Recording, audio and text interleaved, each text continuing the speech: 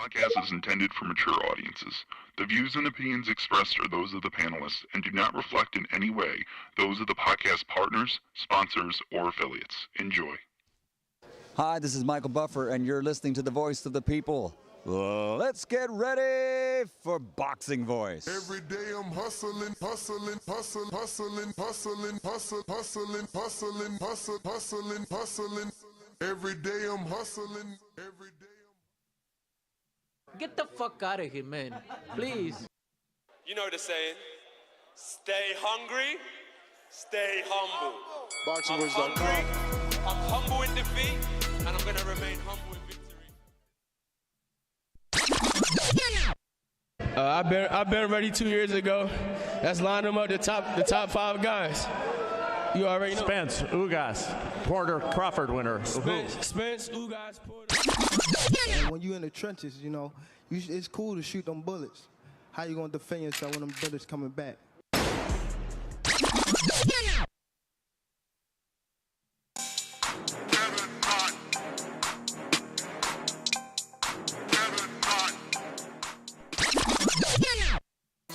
Hey, Daddy. You fight with nobody. This a dollar beat. This a dollar beat. BoxingVoice.com. You won the belt with nobody. Daddy. BoxingVoice.com. This a dollar beat. You never gonna get the fight, man. You're a horrible fighter. Payday, BoxingVoice.com. payday. You want payday. I know that.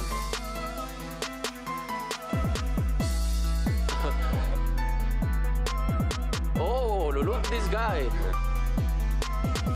That's the plan to go for the belt, and I'm coming, man. I'm coming, my friend. Get the fuck out of here, man. Please, get the fuck out of here, man. BoxingVoice.com. Because I'm gonna fuck you out right now, motherfucker. BoxingVoice.com. What up, what up, what up, what up? Welcome back, ladies and gentlemen. Welcome back to another edition of the Boxing Voice Radio. I am your host, Nestor Gibbs, joined alongside Ringwalk Danny. What is up, champ? How you doing? Buenos dias. How was your night? Your mic sounds right. Your mic sounds right.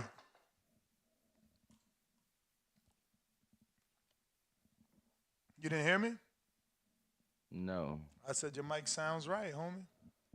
How you feeling, Sam? Buenos dias. I'm doing good, bruh. What's up, though? How was the gym? What you do last night? Oh, man, you know, I was just chilling with your boy Bud. Okay, he's in town. Yeah, he in town. Mm. He's in town, and yeah, let me see what else happened. Sparring, you know. You ain't scheduled them, though. You ain't got them coming in to win. Do your thing. Okay. You do? You ain't wait for me to get back? So we can play chess and blue wire? Bro? So we can play chess and blue wire under the camera? I don't play chess. Oh, I'm going to let you get your shine, and I'm going to have, you know. He only in town, but for so long, you know. I thought he was Oh, he leaving when they wrap up camp. He going to the fight too? Of course. Damn. Whack. Of course. So they out when? Yo. What up? I mean, what they got another week? 2 weeks through to the end of the month, champ. Damn. So all this week, all next week. So today's Friday. So all next week. And the week after that, and that's it. Oh, so I might get to see him. Yeah. You back before the end of the month? Yeah, I'm back for the fight. I'm back for the fight. Okay. But we are here to discuss. We are here to discuss Yordenis Ugas, the Cuban WBA former champion, taking on Mario Barrios, the former WBA 140-pound regular champion. This is a fight that the WBC is ordering for an interim title. Now, this is pretty funny, right? Because you got Spence, who's the WBC champion at 147 pounds, and he won't be defending his belts against Keith Thurman. Keith Idec is still stating that Spence is going to be fighting at 154 non-title. That being said, if for whatever reason, Danny, Spence decides, I'm not coming back down, guess who's the champion? Who that? Ugas. It'd be the Barrios winner. Not okay. not the eliminator Cody Crowley, Abel Ramos. Nope, not them. Not Virgil Ortiz and Stenonia's winner. It's gonna be Barrios Ugas that gets to be the full champion, elevated from interim status. Because this is for an interim title. This isn't an eliminator. This isn't anything like Cody Crowley's in. This is for the marbles. Like, I can't even believe that. Ugas is number 2, coming off of over a year out the ring, I want to say. His face being broken. Somehow, Mario Barrios skips Cody Crowley, who's in a eliminated with Abel Ramos. Cody Crowley is number 3. Barrios is number 5, off of beating Giovanni Santiago, who was out of the ring for a year, so there was no way he was even ranked in the WBC. If we say that the WBO is what Bob ordered and the WBA is whatever benefits Al, what the fuck is the WBC stand for? Because they're tripping. They don't want to strip Spence, so then they're going to make a PBC fighter the interim champion and a PBC fighter the mandatory. What brings the check? What brings the check? Checks? Bro, PBC fighter is the champion in Earl. He's taking a break. They not stripping him. PBC fighter coming off a long break and a broken face, they giving him an interim title shot. PBC fighter and Cody Crowley fighting Abel Ramos in an eliminator. So now that the winner of that fight is your mandatory for Ugas Barrio winner if Earl moves up and doesn't come back down. And that is only if it is a final eliminator. No. Read the article. That's why I sent it to you. I'm verbatim. The winner of this fight will become full champion if Earl doesn't come back down. Read the article. Yeah, no. I know that. I'm talking about the winner of the fight, right? Wouldn't they be in position? Which to fight fight? for the title after that? You mean Cody Crowley Ramos winner? They Correct. become the mandatory. They just become the mandatory. So, okay. Because what happens is right. So same shit. They in position to fight. Yeah, They're but in position to fight for the title. But he shouldn't be. Like, if anything, Cody Crowley versus Ugas should be happening. Because Ugas is 2, Crowley is 3. But now you're going to put Ugas versus number 5 and give him the title shot. He's inactive. Cody is not. It don't make sense. It just don't make sense. It's pretty crazy, bro. Boxing is freaking weird. Yeah, I'm gonna be honest. I think it's you talk about Ugas. He's gonna be coming off more than a year layoff into that fight.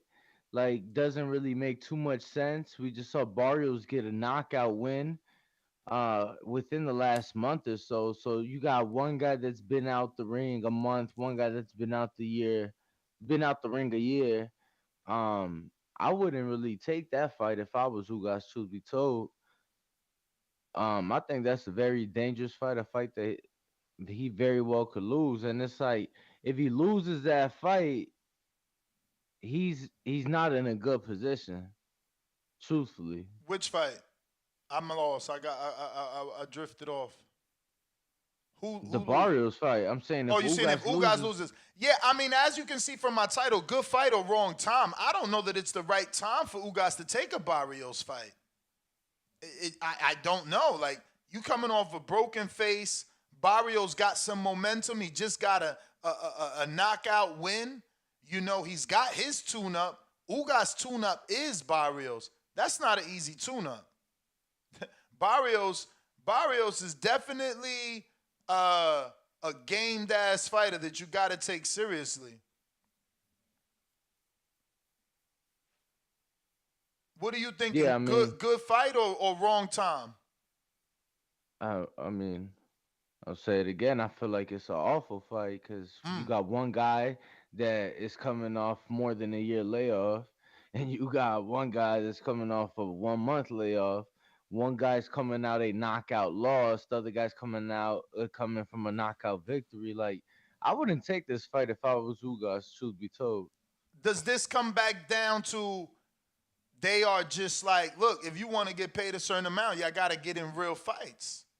But then again, it doesn't make sense because they gave, Barrios that tune-up. So I know that you and I were talking off air in text. It sounded like what you said is like, I wouldn't take this fight.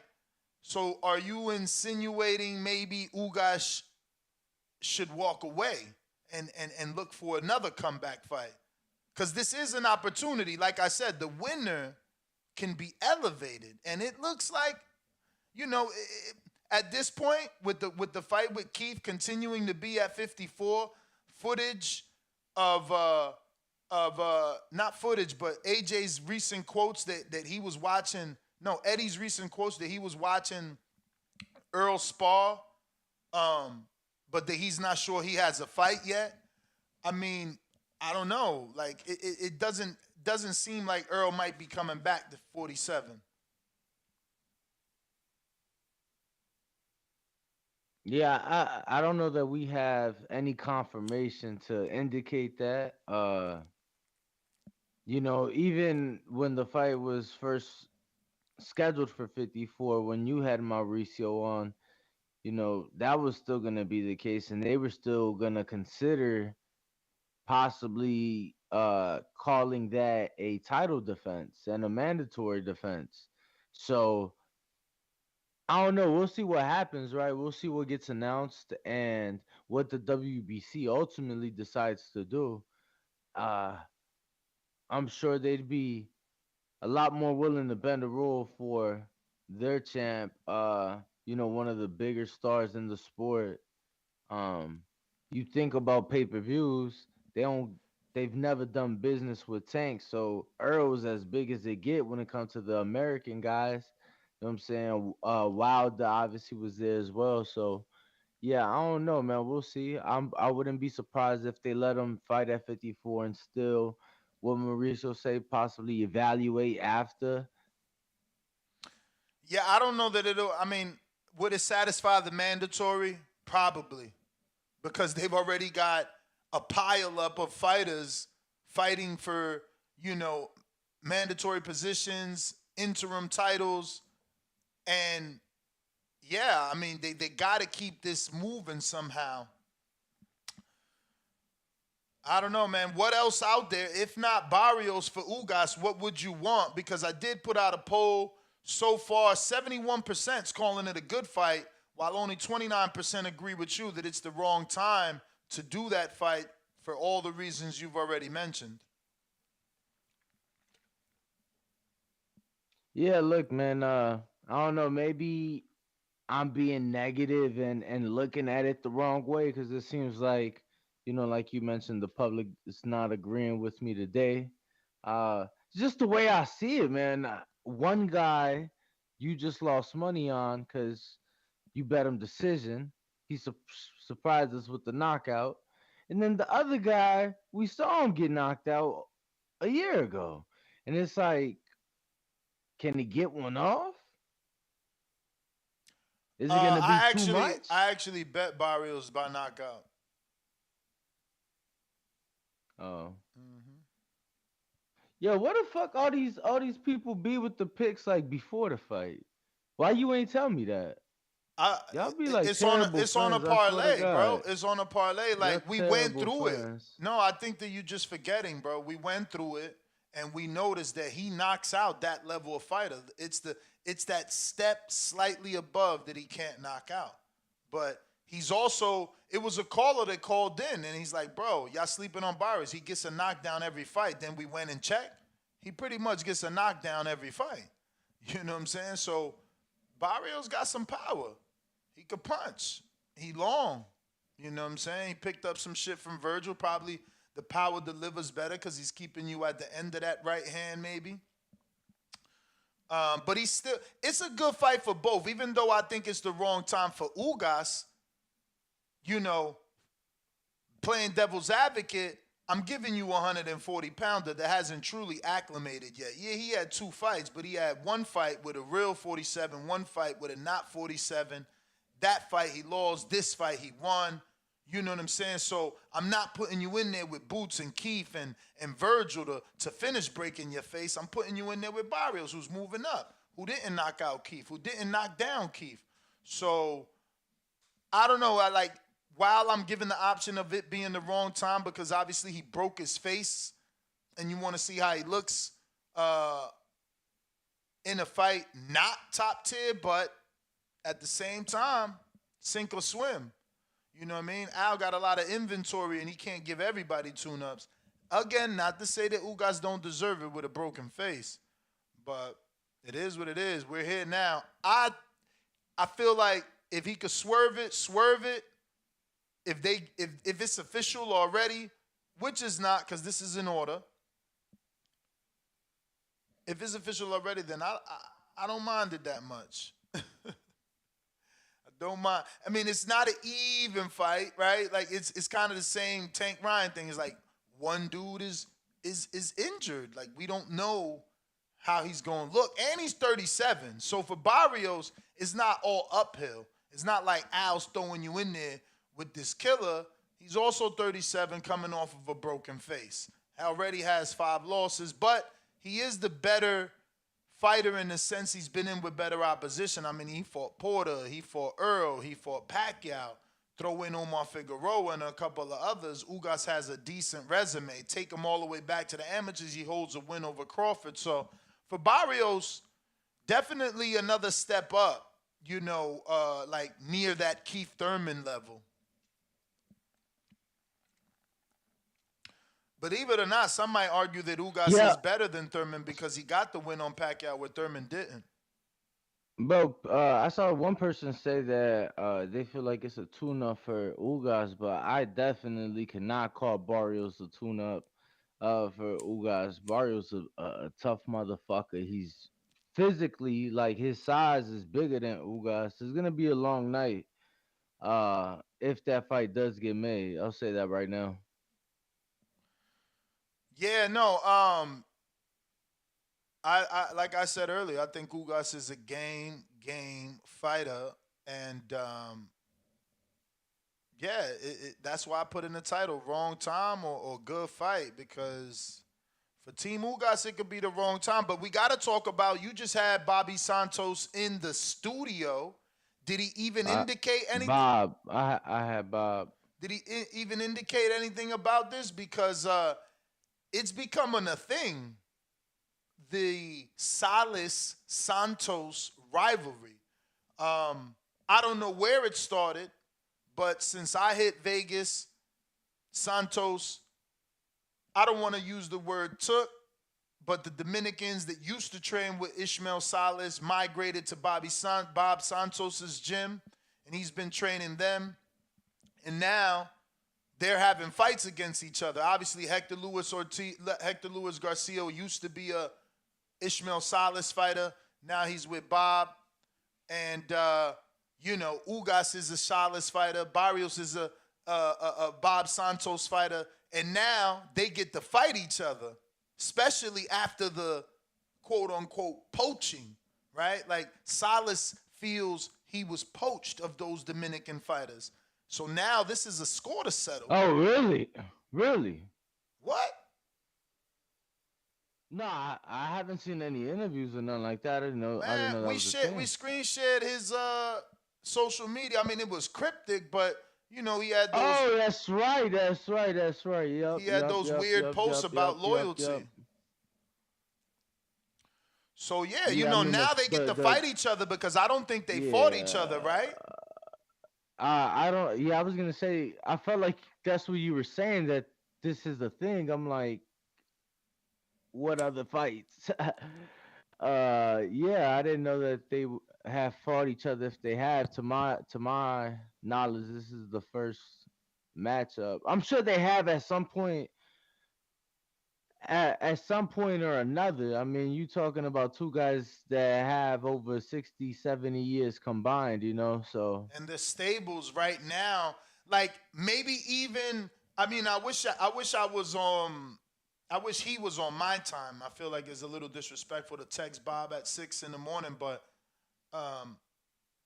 maybe Perot has sparred Joyce. He's got two heavyweights. Salas has a heavyweight. yeah. Salas has a They've welterweight. been in this. They've been in the sparring, Jared. Who? The Cubans, yes. Salas has a welterweight in Gabriel Maestre, the dude that we haven't seen since the WBA corruption.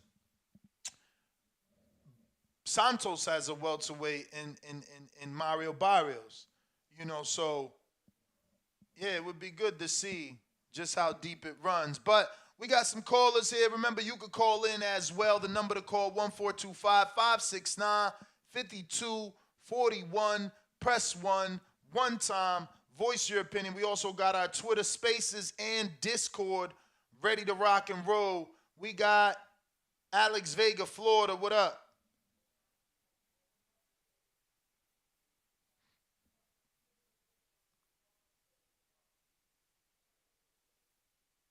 Alex.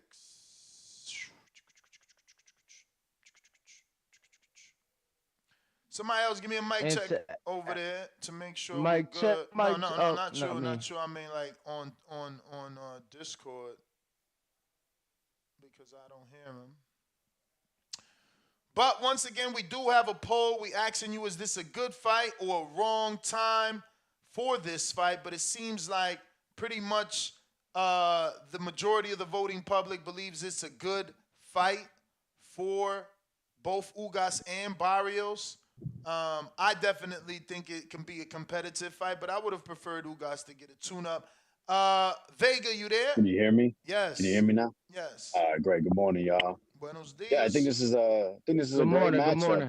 morning. Barrios, he's challenged himself against some of the best, and so has Ugas.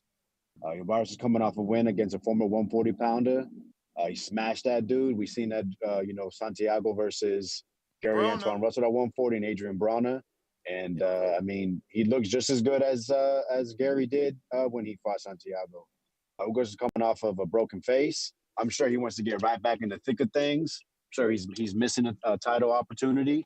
So I can understand why he's taking this matchup. It's not the top of the division, but it's a guy that's been tested, and a guy that's going to come to fight and is really going to prove if you're ready for a title shot. The only problem I have is this being for an interim title. Like, it's a great matchup. It makes sense, but for it to be for an interim strat don't make any sense. Like, you ordered Keith Thurman to be the mandatory, right? So he's going to get his Earl Spence shot, but not for the title. Why don't you just make Crowley versus Ramos a semi-eliminator and then this one a semi-eliminator and have those dudes meet up? Like that makes more sense to me than to make this an interim, have this guy. I think it's positioning, bro. I think it's positioning. Since Thurman is getting his shot, they need to position the next champion if Earl don't come back. But if that's the case, then the winners can just fight for the vacant title then of the semi-eliminators instead of having one become the interim and then be elevated. Doesn't that make more sense than to actually just, here, you have a straight path to the title. It'll be to you, and then we'll elevate you to fight the because what mandatory. you think is a bigger purse? Who you think getting bigger purses? Cody Crowley, Abel Ramos, or Barrios, who's been on pay-per-view and fought Tank and fought Thurman, and Ugas, who's been on pay-per-view and fought Porter and fought Earl and fought Pacquiao. So if they give you an interim, which essentially is the championship title, you are the champion. If the other champion is not available, you represent them. So that belt probably getting the same fees, man. But all right, so when they fight eliminators, aren't they paying a fee as well, regardless? Or is that incorrect? Absolutely. Bro, you in that top 15, you paying that fee. Yep. So why does it matter? So are they paying more of a fee if it's for a belt? I'm sure. Yeah, of course, it's 3% of your purse. Like for certain fighters, is even more, I think. But like most fighters, they getting charged 3% of their purse for a title shot. This is a title shot, not an eliminator. I don't know about it being more. I've heard 3% or flat fee for the big names. They don't pay 3%. Right, they pay flat fees. So that's my point. It doesn't make much sense for the good of boxing. No, it does. It does because remember the 3% applies to the title shot. Very deserving. A dude gets his face broken over a year ago, and another guy gets one win at the weight class, and he's getting the opportunity. It ain't like it's like a dude that was a 3-time champion or a 3-weight champion. Yeah, but this isn't new. And just came up a couple losses. This isn't new. This is a dude that got smashed back to back. Gets one win over a guy that's not ranked and is positioned in the top 5 to get a interim strap. Like, I'm not okay with that as a boxing fan. That's not fair. I mean, this isn't new though, and I'm with you. It isn't fair, but Deontay Wilder got smashed, like you said, back to back, and he's still number 1. AJ got smashed. But what's the difference between a Barrios and a Wilder? Wilder had 10 title defenses. The difference is money. The difference is money. Guy in the division, and that's easier to swallow. No, and like you said, it's not new. It's not about it being new. It's about that it's getting annoying, more annoying, and getting fed up. It's like, if your girl gets upset sometimes when you miss the hamper, right, over and over again. Eventually, she's gonna be like, "Yo, what the fuck is your problem? Stop doing that bullshit." You know what I mean? So that's I'm a little frustrated. I'm with you, bro. I'm with you. And let me tell you, I've spoke to fighters that are in this position under this organization. And brother, they not the happiest. Yeah, I mean, Crowley, I'm not saying he's really like taking on the best people or anything like that, but he's been winning. He beat a number 1 guy in the IBF before. Got position 15. Like, I feel a little sorry for him. He's getting the short end of the stick because you never know what can happen in the future. What if Josh Taylor moves up and he says, "Well, I want the WBC strap" or something like that? Then it's like, damn, I got pushed in the line again. And of course, I get it. Number 1 thing is business, but it just seems boxing. If we can just clean the act up better, maybe we can help the sport to be more mainstream, to get more eyes, and to also get the TV dates that we're feeding for as fans. I think we should really just try to maybe reach out to WBC more, maybe individually or as a group, to go ahead and help them clean their act. That's my call, man. Look, I'm with you because Velasquez's win over Michael Fox is a better win than Barrios' win over Giovanni, who's a 140. But Suleiman Kisoko or whatever, my man fought at 54. I don't even know how he's ranked so high in the WBC at 47. I mean, yeah, look, all his fights has been at 54, man. How the fuck is this dude ranked at 47 at number 4, bro? Like, you check his box rec, he weighing in 153, but somehow he right underneath Cody Crowley at number 4.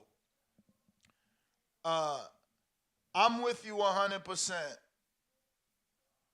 But Ugas being a champion, fighting the fighters that he fought, when they assessing you, they assessing all that. They're not just looking at what have you done for me lately like us fight fans. They assessing the totality of your career, and that's why AJ off of 2 losses is number 5 in the WBC, even though he never held that title. Same thing with Andy. He never won that title. I mean, same thing with the dude you just mentioned. Which one? Whoever you said before AJ, I already forgot. But whoever you said before AJ, he ain't never been with the BC before.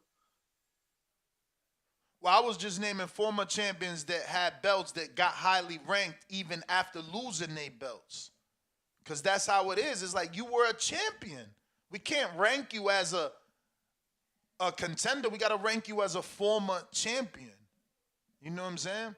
But and you got to realize that some of these former champions represent money. So why would I rank you number 10 I'm keeping you 5 and above so you can get in the mix and bring me that 3%.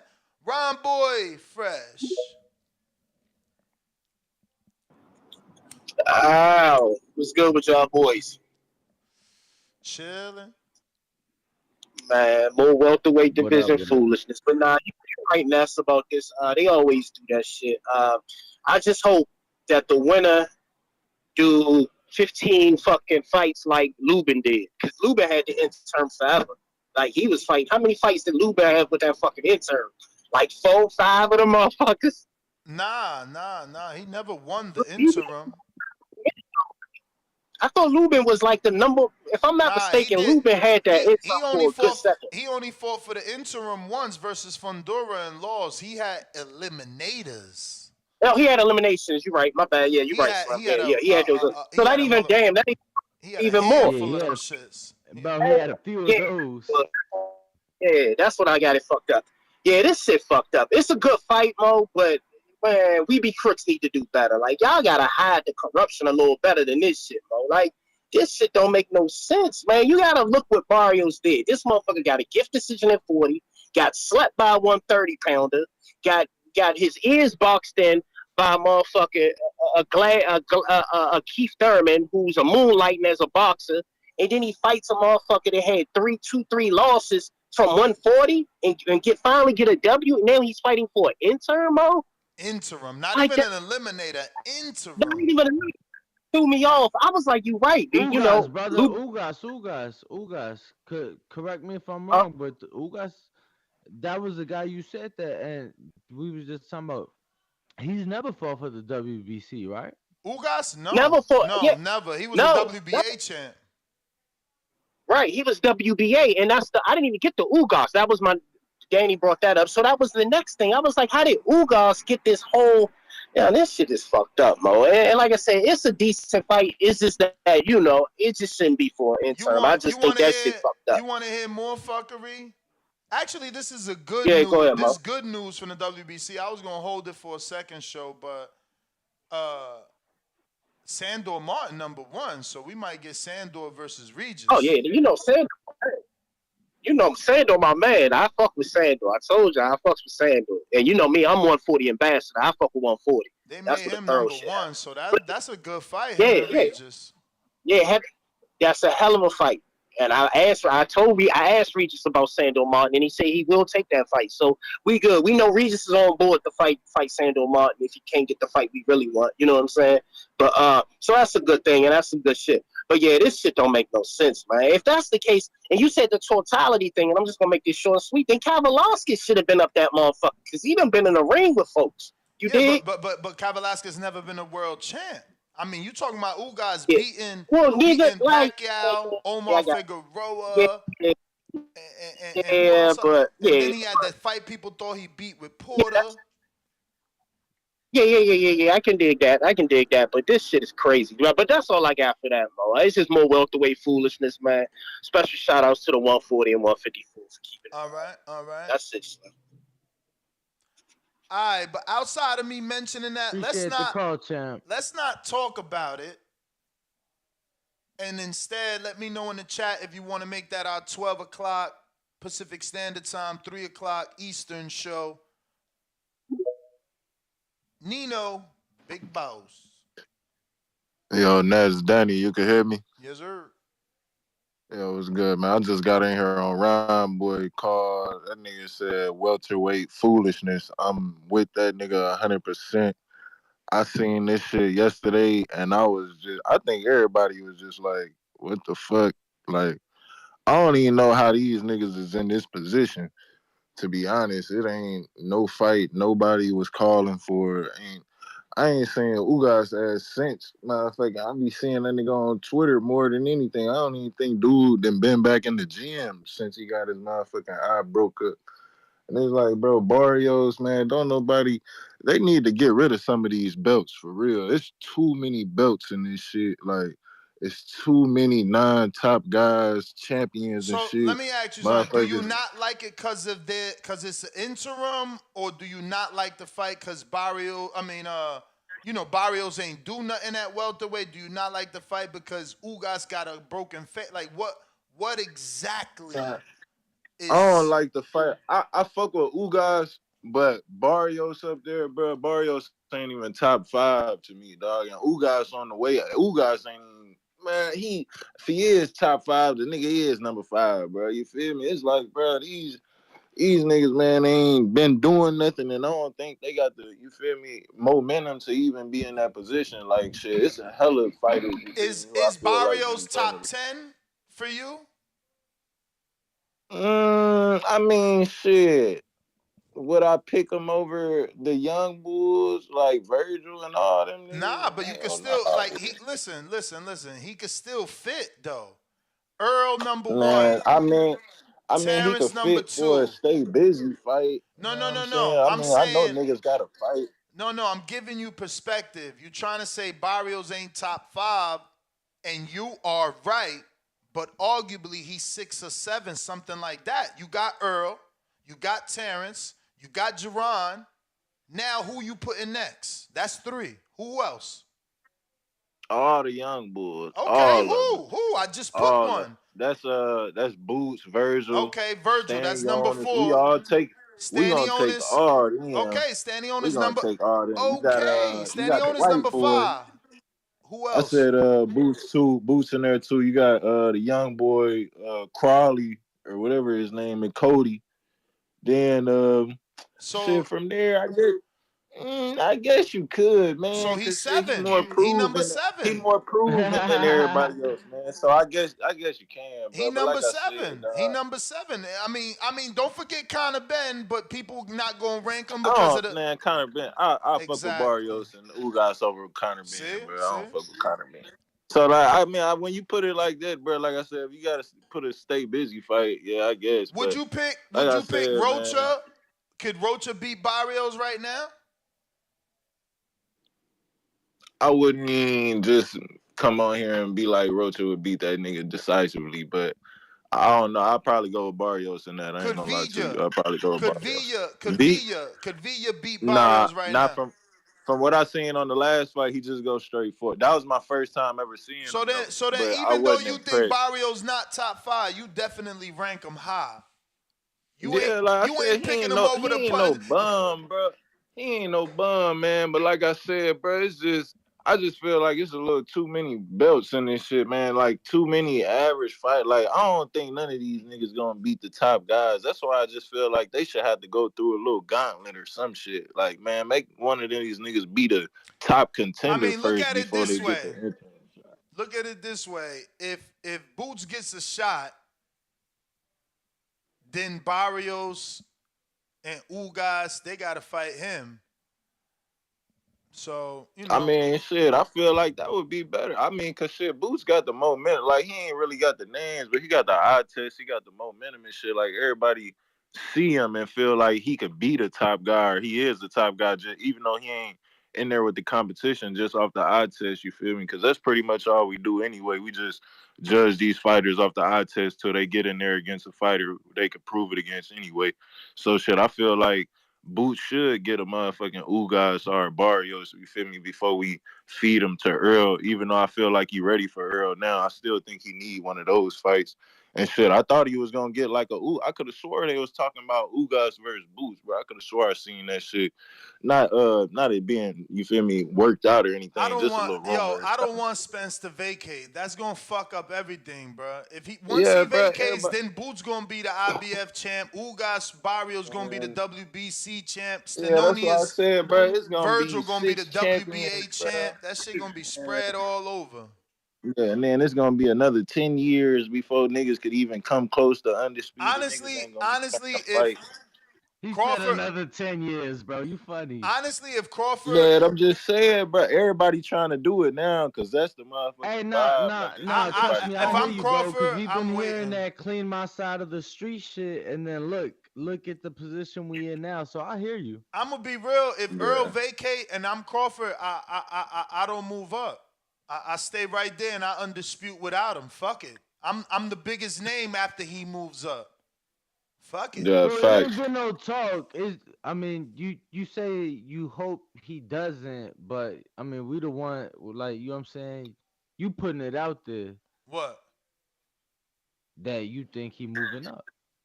I mean, the article states he's still fighting Keith at 154 non-title, man. Read the article. I sent it to you like 2 hours ago. I know, brother, but the thing is, if Mauricio said that they still may count it as a title defense. Bruh, Mauricio told you that shit 2 months ago. But when he told you that, none of the new WBC orders we talking about today existed. Like, stop acting like what he said is cemented in stone. That shit was something he said 2 months ago, bruh. And we got a whole bunch of new shit now. Change Keith's position though. Nothing that got ordered has changed Keith's position. So I just didn't see why. It certainly didn't give it any clarity either. Don't you find it strange that they ordered all this WBC welterweight shit, but they didn't give us any clarity on where Keith Thurman's stance is? Is he the mandatory? Is he making a defense? Is he getting a shot? Is it gonna be satisfied? Will he be champion if he wins? Those questions still there. So stop it. Like, come on, he just said some shit in an interview. Until he implement whatever he said, we ain't gonna be able to know. Yeah, I mean, I think we just waiting on the Spence fight announcement. Like, what else is you gonna do? Spence fight announcement. But yeah, man, that's all I got on this card, man. Y'all hit that like and subscribe button. Like I said, the only reason I feel ain't nobody too happy about this fight just because, shit, we don't consider Ugas or Barrios like one of them top guys. So the momentum, like the hypeness ain't there. But shit, when it happen, I'm going to tune into it, though. It's going to be a solid little fight. But like I said, man, I just ain't too happy about this one because, shit, I don't think they beat any of the top young bulls or Earl or Bud. So it's just one of them sour tastes in the mouth. But, shit, I'll be tuned in. Like I said, y'all hit that like and subscribe button. I'll get with y'all later. Appreciate the call, champ. Nino, shout out. Got a lot of callers on Blog Talk. I need you to press 1 at least one time. That's going to indicate to me that you're ready to rock and roll and you want to jump on the show. I got Michael. What up?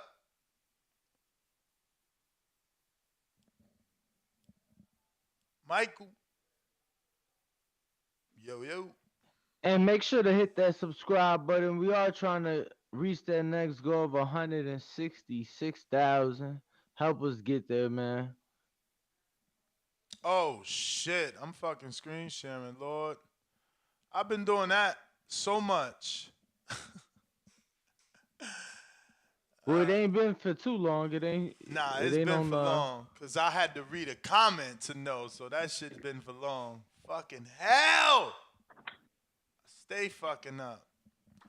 I mean, what up? What up? TBV, what's good, fellas? How y'all hear me? Loud and clear? Yes. All right. Well, I like this fight. It's 2 reasons why I like it. The first is I watched Jean Pascal versus Michel Ifrit last night. I'm a hardcore, man. I'm watching this shit. Of course I'm watching it. Now, here's the other reason why I'm watching it.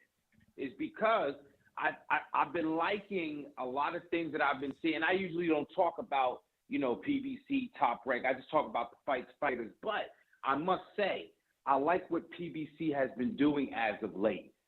They're on the run with what they're doing over at Showtime. In this particular fight, though, it's very top rank-ish. It's 2 fighters that they got on their roster that they're kind of at a crossroads. Put them up against each other. Like, we need to see what's happening. Barrios is coming in hot. And Ugas, we want to see if he's got any tread left on it. I love the fight. Now, is this going to be some sort of main event? I don't think I'm that versed enough to know, like, where this fight would be positioned. Certainly an undercard for a Boots fight, an undercard for an Earl fight. And I think, with the fights they have coming up, does anybody know where this fight is landed? No, but the targeted month is July. And I think we got so much coming up now. Does PBC or Show, do they have anything lined up in July? Do we have any idea, or are we kind of not sure? No, the only really. thing we've heard is for June, which is Adames and J-Rock, but nothing for July as of yet. Okay, well, maybe I know they were they was floating out the whole idea of Charlo too for Juneteenth, but say that passes and that moves into July, that'd be cool on the undercard or something like that. But now if this even, but we're best case, worst case scenario, this ends up on the card in Minnesota. They love Minnesota. They like it. I love it. Cool. Shout out to DZP, the Bonzel Patterson. That's my guy. But if they want to put this as a main event in Minnesota, fine. Don't put this in Vegas or nowhere. It's not going to sell in that regard, but I'm certainly going to be tuned in to watch it, man. So I don't want to hold up the line, man. Y'all know what it is. It's the motherland, TBV. King I Mean the Best Six on Instagram. King I Mean on Twitter. Championship Rounds on YouTube. I'm out, fellas. All right, champ. Thanks for calling in. I mean, appreciate you. Michael, trying you again. What up?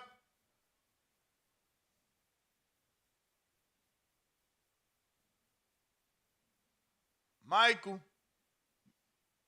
And to anybody else who wants to call in, don't forget we are on Discord. We are on Twitter Spaces, and you can call in via landline 425-569-5241. Press 1 one time.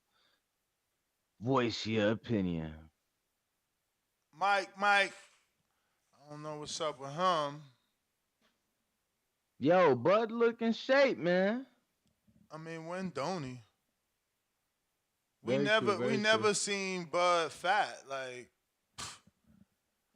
and he always spawns somebody. He really, we really never seen him fat. We got a new caller in possibly Pennsylvania.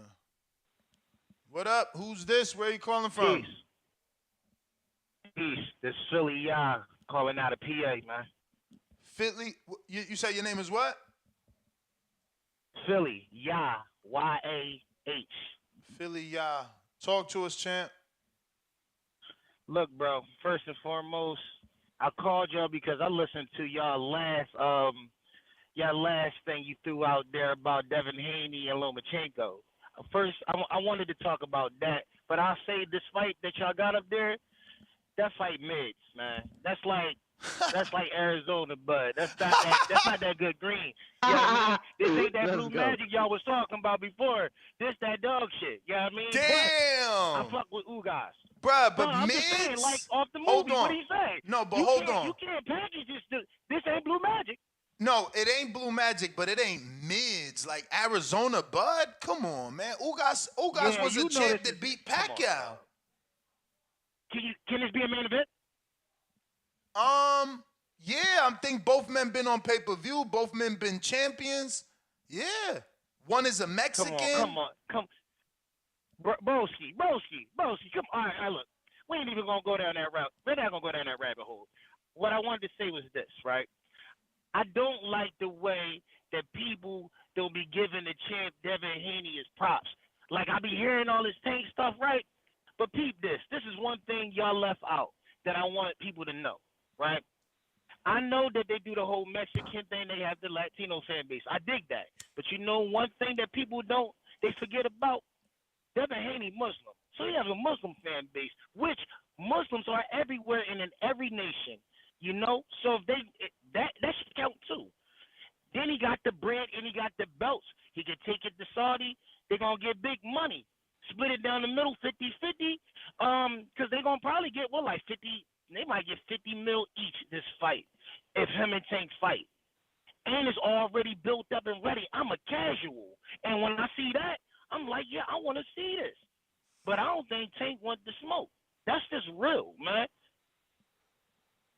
Devin Haney got all the belts. Y'all tell me, if you got all the belts, why are he looking to fight all these fighters? And as for Shakur Stevens, like I said, I'm a casual. He just moved up to 135, right? Yep. He didn't even prove himself, and they trying to put him and Devin Haney in a fight together, and like my man Devin Haney can't get the change. Well, like they don't want to give you no love. It's only because he already fighting next month. Shakur is, and that's actually a WBC eliminator. And that's for the mandatory position, actually.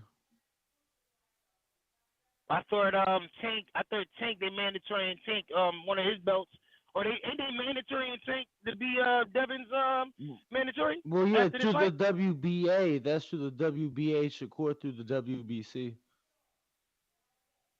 But Devin Haney got all the belts, so anybody can be his mandatory, correct?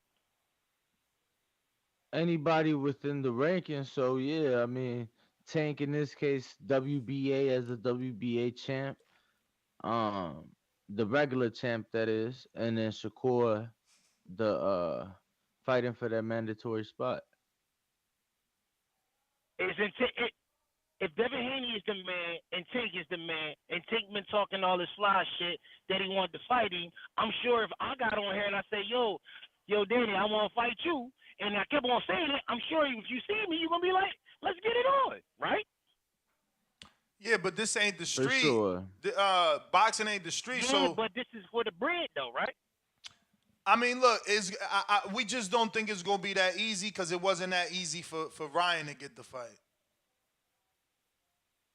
Nah, it ain't gonna be easy because Tank want to fight all the Latinos because he know that's where the bread is at. But I'm saying this: if Devin Haney's talking to the Prince of Saudi, that's where the bread is at. If you want to fight different. Me That's for the bread, different. I got the bread. That's different. But Devin still got to take care of Loma first, become a free agent, get that money from the Saudi, have them present it to Tank and his team, and then. You know, it's still going to be Tank A-side because now that means Devin's a free agent. Yeah, he bringing the money, but he don't got the network. Tank got the network. So that means, so yeah. He can do a one-off, can he? He can do a one-off. It's going to be a one-off with a rematch. Sure. It's going to be a one-off with a rematch clause. But what I'm saying is it's still going to be tough negotiations because Devin bringing all the money in your hypothetical with Saudi, but Tank still got the network. You need a network to put it on TV. Just because Saudi got the money. Now if Saudi tell Devin, yo, we going to rock with the zone, and Eddie going to be the promoter, and we going to make Tank the offer, then Tank got to talk to Showtime to see if they going to let him loose, or Showtime got to call Eddie in Matchroom and try to come to an agreement to do another motherfucking Showtime the zone deal like they did with Tank and Ryan. That sounds like that can possibly happen. You're a free agent. I'm sure he's. I'm not saying that it can't. To make it happen to somebody else. I'm not saying that it can't. I'm just going back to my original point that shit gonna take some time. Look at how long it took Ryan. So you saying it's not gonna be done by the end of this year? I mean, it all depends on the amount that your hypothetical Saudi people sending. Like if they giving that bread. Yeah, shit gonna move because ain't nobody gonna drop the ball. I doubt. Didn't the Saudis just give Joshua we ain't see them give nobody of this weight class that type of money. Like even Jake Paul is 200 pounds. I got a question for you. Is Devin Haney and Tank Davis fight bigger than Crawford and Spence fight? I'm just asking you that. Nah, it ain't no buzzing. Now I'm a casual. No.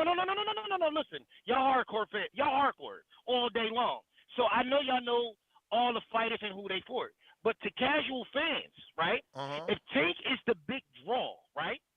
And Devin Haney got all the belts, and they already have history, right?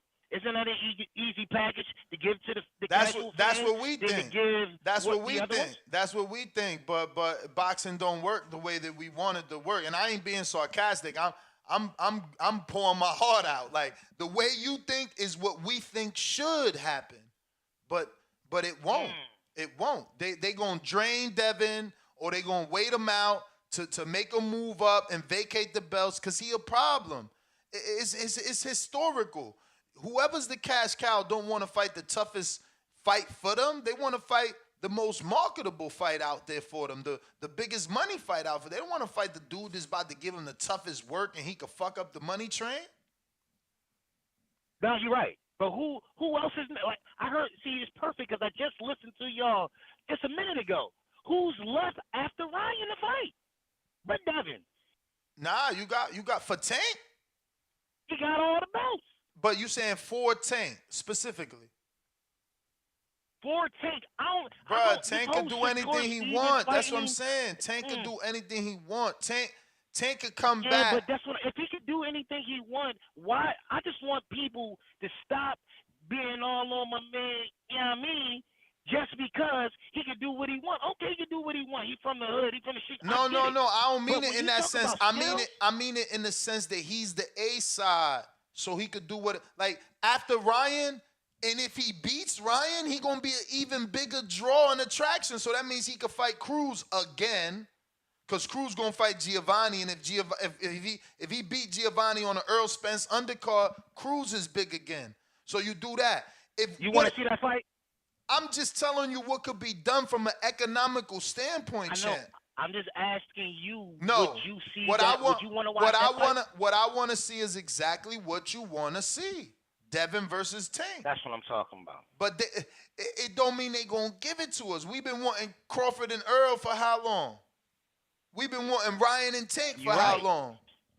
It don't, and that's what I'm saying. Tank Devin don't got the buzz that Ryan and Tank had before they even happened. Like They need to put respect on the man. You man Xing niggas off the list. Honestly, I think that Devin Haney and Teofimo have more history than Tank and Devin. Yes. No, that fight right there that you just said, if he can't fight Tank, him against Teofimo Lopez would be perfect. But Tio don't want the smoke. These niggas don't want the smoke. They don't want the smoke. Tio got a fight in June with Josh Taylor, champ. He got a tough ass fight on his hands in June. Look, I don't know the dude. I don't know the other. Like I said, I'm a casual. I don't know the other dude that Teofimo Lopez is fighting. Nah, go watch his. Listen. Just listen. Just go watch his last fight. He fought Regis Prograis from New Orleans, who we all thought was the motherfucking a monster, and it was a great fight. That Josh Taylor boy earned his respect for sure. He made a name for himself. What about the last fight Tio for it? He got the boy was giving him the business. Yeah, no, Tio looked suspect his last fight, and he questioned himself mentally his last fight. So we got to see what he looking like. But that's sometimes how it works in this sport. Like, you got to get up for a fight. You need to get up for that fight. You know what I mean? And sometimes certain fighters don't pump you up. But a guy like Josh, who did what he did to Regis, ain't no way Tio going in there sleeping and leaving stones unturned. I don't see that. But I do got to get this. Yeah, calls. I don't see it either. Thank you for letting me speak. I appreciate it. Nah, for sure. I think he's showing up for this fight, but I don't know that he'll win. I think it'll be a hell of a fight. Yeah, I think he's going to motherfucking work his ass off. And what he needs to work on is obviously what I recommend everybody to work on. But him specifically is stamina. Why? Because he got that pace style. He want to be in shoulder rolls. You know, he uses explosiveness, so he's got to recover. He's not like a consistent worker. You know what I'm saying? Because he does showmanship. He's giving you different looks, you know, using the ring sometimes, hands down, all type of weird shit. So he got to work on that stamina because I believe that Josh Taylor going to bring the fight straight to his ass and going to be on his ass. Cliff, Connecticut, what up? What's up? What it do? I was listening to that last conversation. To me, it just sounds like Devin is the A-class boogeyman. They just scared of him. Yeah. Not everybody. That's what it sounds like to me. Devin just seemed like the boogeyman. But definitely Ryan and Tank ain't been wanting to fight him. Yeah, it didn't like that. But throw in Robert Easter too.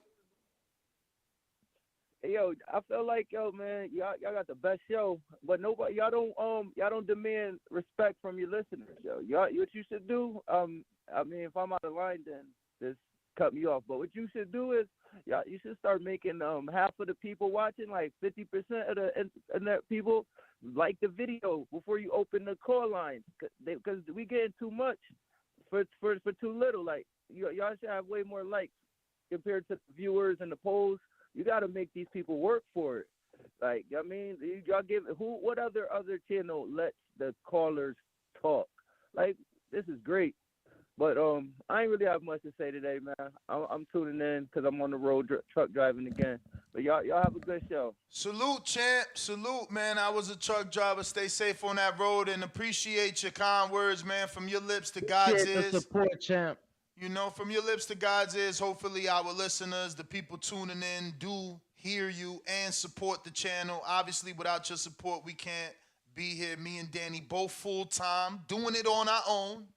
It's our own grind. We out here every day. But actually, let me check if we do got any super chats we need to read. Remember, the number to call in is right above my head, 1-425-569-5241. Shout out to Bougie in Broward, $2 super chat. He says, y'all saw that ass fight last night with John Pascal. Thinking emoji. I fell asleep, but I definitely watched it early this morning on ESPN. Shout out to ESPN for the playback. Pascal got old. He never did enough, and whenever he did do, it was for 10 seconds because it was like explosive 4, 5, 6 punch combinations. Then he had to recover, and he just couldn't keep up. My man kept a jab in his face, constant right hands. You know, typical European though. Typical European. He did have a nice jab though, and I like the way he shot it. Like he would like raise it as a feint and then boom, come straight down with it. But you don't know how good it was. Pascal looked very old. Did you watch the fight, Danny? I did not. No, I saw the highlights this morning. I saw the result before I saw the highlights. But yeah, I mean, bro, how old is he? Because 40? I remember watching him against Badu thinking like, damn, he old in this fight. Yeah, he's 40 now. But yeah. Bones 13 with a $2 super chat says Ugas Barrios better not be pay-per-view. I don't know. They said for July, and I think that's the first fight that we've heard announced for July. PBC hasn't gone past June that I can remember until now. And again, this fight isn't official. It's been ordered. They got to abide by the orders in order, for this to be official. They could still go different ways, the way that Teofimo did instead of fighting Regis, and Isaac Cruz did instead of fighting Shakur. CYP, what up?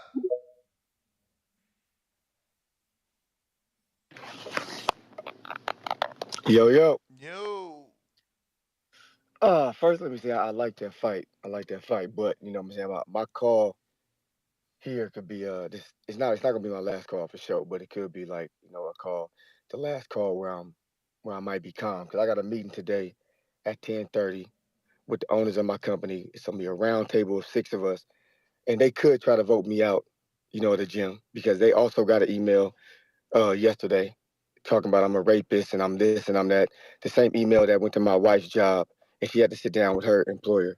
So I say to myself, man, I didn't know that speaking up for people and being me was that bad to somebody who sending emails to try to ruin my business, ruin my name. It's getting to the point where, you guys don't know who I am. I literally made it to the top of where I am with no help, no grandparents, no uncles, no mother, no father. If you think that calling around trying to ruin my reputation is going to ruin CYP, you're crazy. It's never going to happen. It's just going to make me stronger. So when I talk to them, all these motherfuckers sitting there listening to all this bullshit, they know my character, but you never know. And you trying to do what you do. And I thought about quitting the show and leaving the show, but I said to myself, the reason why they do this is because they want me to leave the show. So if I leave the show, they won. End of the day, you're not going to win. 10:30, I have my meeting. If I come back, I'm going to come back stronger than ever, and I'm going to preach harder than I've ever preached. This shit has gotten too far. I have a son now. I have to feed him. I have a legacy. I help kids get into college every single year. If that's not good enough for you to stay the fuck out of my personal business trying to ruin me, then I don't know what is. You an evil motherfucker. Whoever you are, you know that when you find me and you ever see me, if we ever find out who you are, because we're going to trace the email to see where it came from. We're going to find out who you are. But CYP will not die. This is nothing in comparison to what I've been through to get to where I'm at. But hopefully I come back bigger and stronger. But I'm just going to listen today because I got some shit I got to think about. CYP out. Oh, and I also want to say thank you to Boxdown, to JP, JT, J-Mac, G, Queez, Brandon, Keem, and most of the people on the back row who've been supporting me and my wife through this ordeal. Ness and Danny as well. Man, I do like y'all for the opportunity, giving everybody the opportunity to talk and express their mind. This is the show where we're supposed to come together as a brotherhood. It gets out of hand sometimes, but we always come back and greet each other and have fun. But one of you motherfuckers out there, you have a problem, and we're going to see about it. CYP out. That is unfortunate, my friend. That is unfortunate. You guys gotta. Yeah, CYP. Hopefully you get everything sorted, champ. That shit wow. You gotta keep it boxing. That's what I be saying in that back call. Y'all be talking politics, religion. Shout out to JP. Wrote a really good, long fucking article, but he wrote a nice long article on the Ryan Tank, and it got published on Boxing News. So shout out to JP, formerly of Long Beach, now in Vegas. I read that, champ. Pretty damn good. Pretty damn good. Shout out for sure, man. Remember the number to call 1425-569-5241. Press 1. If you're sitting there and you're like, damn, bro, why it always take long to go to me? Champ, that means you haven't pressed 1. I need you to press the 1 in order to rock and roll. We got Jay Billy.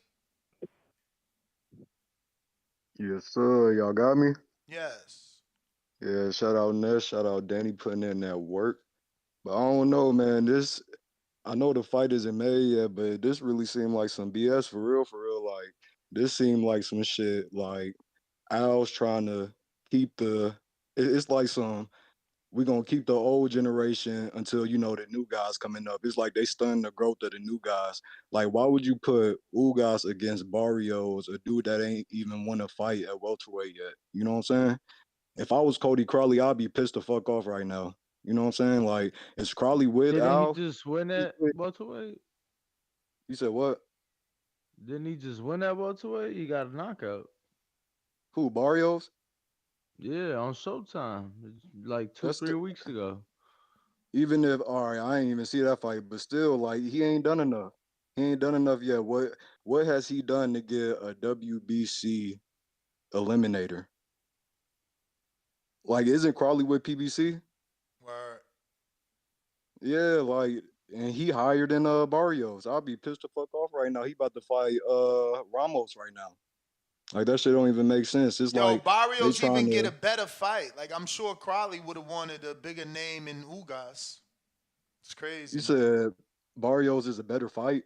Barrios is getting a better fight. He's getting to fight Ugas, where Crawley would have loved the name of Ugas on his resume.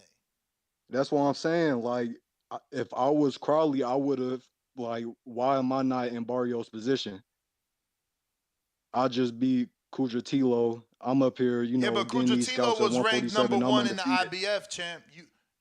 You chose to leave the IBF. Kudratilo was number 1 in the IBF, not in the WBC.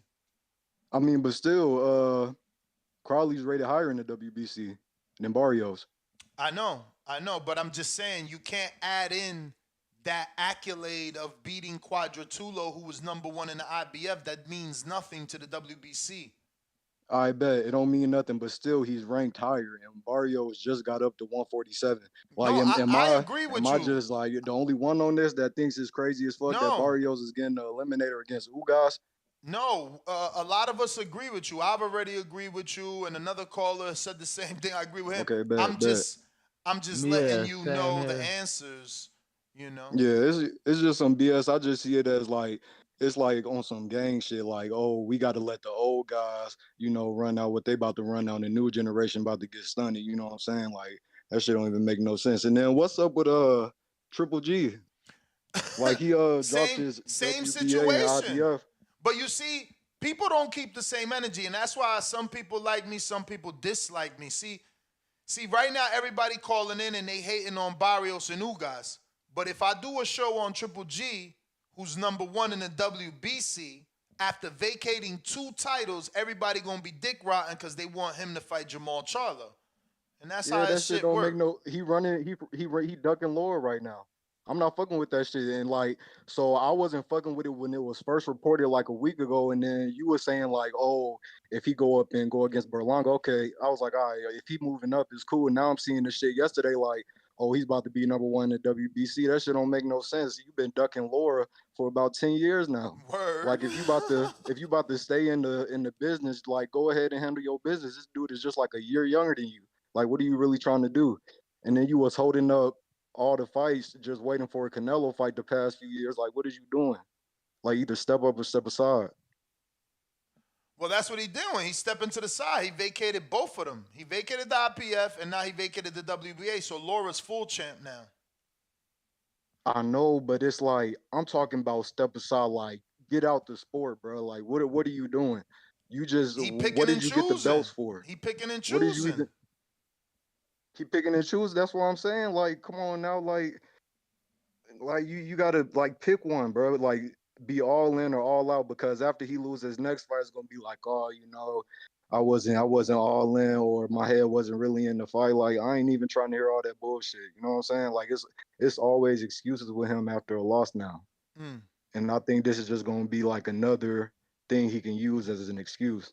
This shit don't make no sense. I mean, I'm not mad because by him dropping the belt, Laura becomes full champ. The division moves on, and it opens up the door for him to move up and stay at 68 and fight Berlanga. I feel that. Wait, who stay at 68? Because this is at 60. Triple G, remember he moved up to fight Canelo, and he hasn't fought since. But he's number one in the WBC at middleweight. I know, but that doesn't mean that he's fighting there. He moved up, and we haven't seen him since. Sometimes when fighters who've been fighting at a division their entire career and adult life, they may not come back down. They can't move back down. Yeah, they might not be able to come back down. All right, so why is it that he's still being ranked? Brother, because that's the division that he's held the titles in. That's the division that he been fighting his whole career at. We got to see what he decided to do. Yeah, I'm just not fucking with it. I think we should be on his head about that too. But yeah, that's my shit. I don't need to like stop playing these games. And like I said before, this is why I feel like Bud was talking about when he said, the shit you doing over there, like Errol and Al just, just like trying to run shit. You know what I'm saying? Mm-hmm. So like I'm really not fucking with it, man. Like this shit don't make no sense. But at the end of the day, I'm gonna watch the fights because it's boxing at the end of the day. So yeah, that's my thing. Word. Yo, who's doing a live fight chat with me, man? I'm gonna be here 11 a.m. Eastern time, Saturday morning, mañana, to see Big Baby Miller. He gonna be fighting in, where is he fighting? Dubai. And Brandon Glayton is on that undercard, coming off that fucking robbery laws, man. I mean, I don't know. They robbed my man of a knockdown. Now he got to go up against a fucking 3-0 fighter. You know this dude got to be the goods trying to fight Brandon at 3-0. My man's name is Soslan Asbarov. Never heard of him, bro. But who else on that card? Who else on that card, champ? That's all I really noticed. He big as fuck though. This dude, he Russian from Moscow. What they got him listed? They got him listed as 6'1", but Brandon is short. I think he like 5'10", 5'11" and shit. Yo, somebody DM me like, yo, champ, your lighting is bad. Yeah, at you your need home light. studio. Yeah, I see you got it on now. I see you got your light on today, but that's just your ceiling light, right? Motherfucker, this is my cell phone light. I been had my ceiling light on. Oh, always. Shit. You got your cell phone on you? Yeah, nah, that looks better. You know you can use your cell phone as a camera, ordered the ring too. light. I ordered the ring light. It arrives today. I did same day shipping. Look at Danny stepping up. You can't be going live on Midfield Mindset like that, man. What y'all doing this Saturday over there? Sunday race watch along. 9:30 a.m. Pacific, 12:30 p.m. What Eastern. race? What city? Saudi Arabia. They're in Jeddah. Saudi Arabia Grand Prix. I'm actually damn Saudi trying to get in every sport. The fuck? Oh yeah, Saudi jumped in a couple years ago, bro. It's crazy because people don't understand. Like, there's a whole fucking show right now on Netflix, and it's talking about around golf. But it's talking about how like the Saudi, like how they started a new golf league, bro, and they were like overpaying the golfers by millions.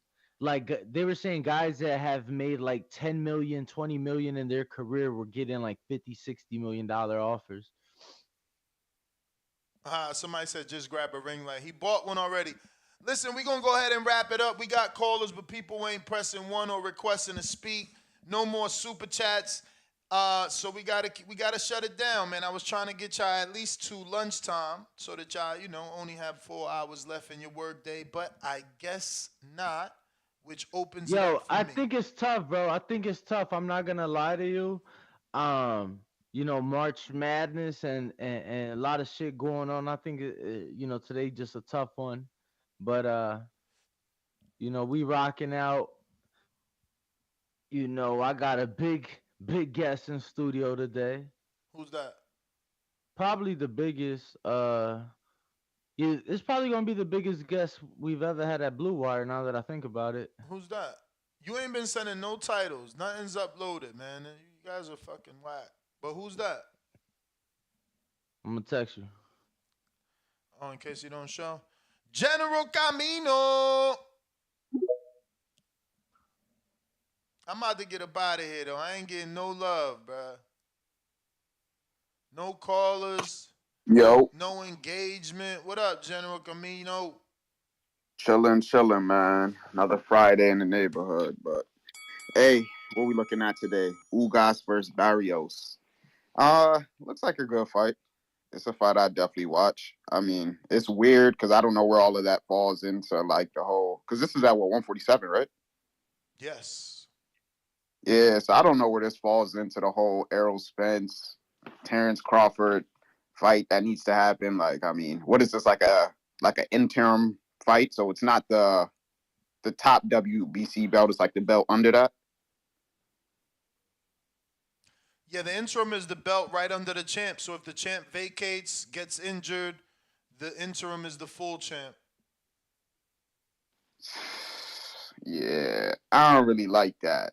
So if Errol decide to drop the belt, if he don't want to fight Crawford, then either Ugas or Barrios becomes the main champion. Yeah. The winner, yeah. I don't know. Another day in boxing, man. Another day in boxing. That shit sound kind of crazy, but the fight looks good. And then I don't even think, did I talk about Broner's situation yesterday? No, I don't even think I got the opportunity to call in. Yeah, the Broner with Don King. Mm-hmm, I don't know. We gonna see. We got to see what that turned into because Don King don't got no TV deal, right? Nah. But he rock with Warren. Yeah, I mean, hopefully they could put something together with Adrian Broner name. But I seen Tank comment on the post, and he was talking about. He said you look as old as him. Yeah, man. Yo, Say Cheese picked that shit up too, yo. That's crazy. That shit is crazy. Sometimes I don't know if Tank helping the sport or, doing that shit dirty, because that ain't a good look, man. Let AB go get his return right. If he could get back into another fight, if he looks good, let him do his thing. You don't got to do him like that. Because if I'm not mistaken, it was Adrian Broner that brought Tank to Floyd, right? To Heyman. Come on, man. Maybe he was just fucking around, but I think he just fucking with him. I don't think, he just literally said on a show that Adrian Broner was like big bruh and mentored him, and because of Adrian, he thinks that's why he's putting people on, because Adrian put him on and taught him that. Oh, okay. Yeah, he just literally like 24, 48 hours, maybe 72 to 30, whatever 3 days is, 72. He just said that shit. Yo, I saw Creed, though. Creed 3. That shit is a good-ass movie, bruh. Did you not hear my review? Nah, I didn't hear your review of it. I'm going to have to do an official review, because what I said got lost in that episode, and I don't know what episode. That's weird that you think it was good, bruh.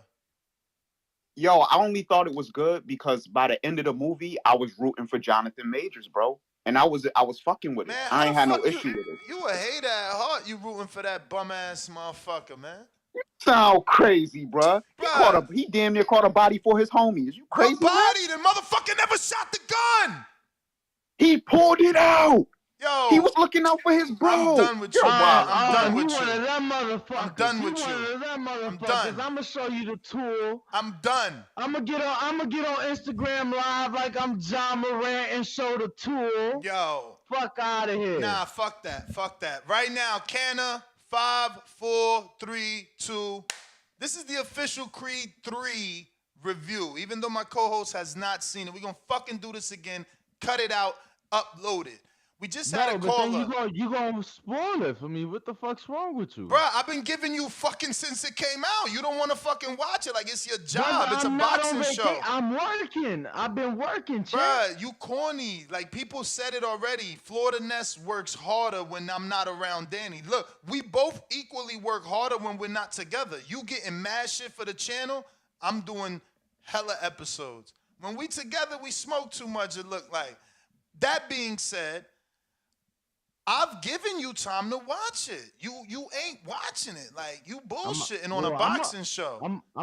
Bro, you're not gonna ruin it for me. I'm gonna hop off. All right, I ain't gonna say it. Yo, he got 24 hours to watch it. You better find a date, man. Like, go watch that shit. All right, no, today Friday. Yeah, I promise you I'm going tonight. I promise you, champ. I'm going tonight. My man out here saying he rooting for Jonathan Mayer. Bro, let me tell you something, though. I'm going to look like a hater. I don't even know who that is. I'm pretty sure his last name is Majors, though. Well, whatever. I'm pretty sure I'm going to come off as a hater to people because these two are getting so much love. Like, Michael B. Jordan getting hella love from dudes. He getting ripped from the girls, though. But not for the movie, for some other shit. They call him like a regular dude. But him and Meg, they popping right now. Now it's rumors that they gonna do a remake of Bad Boys. So instead of Will Smith and Martin Lawrence, they thinking this the new Will Smith and Martin Lawrence.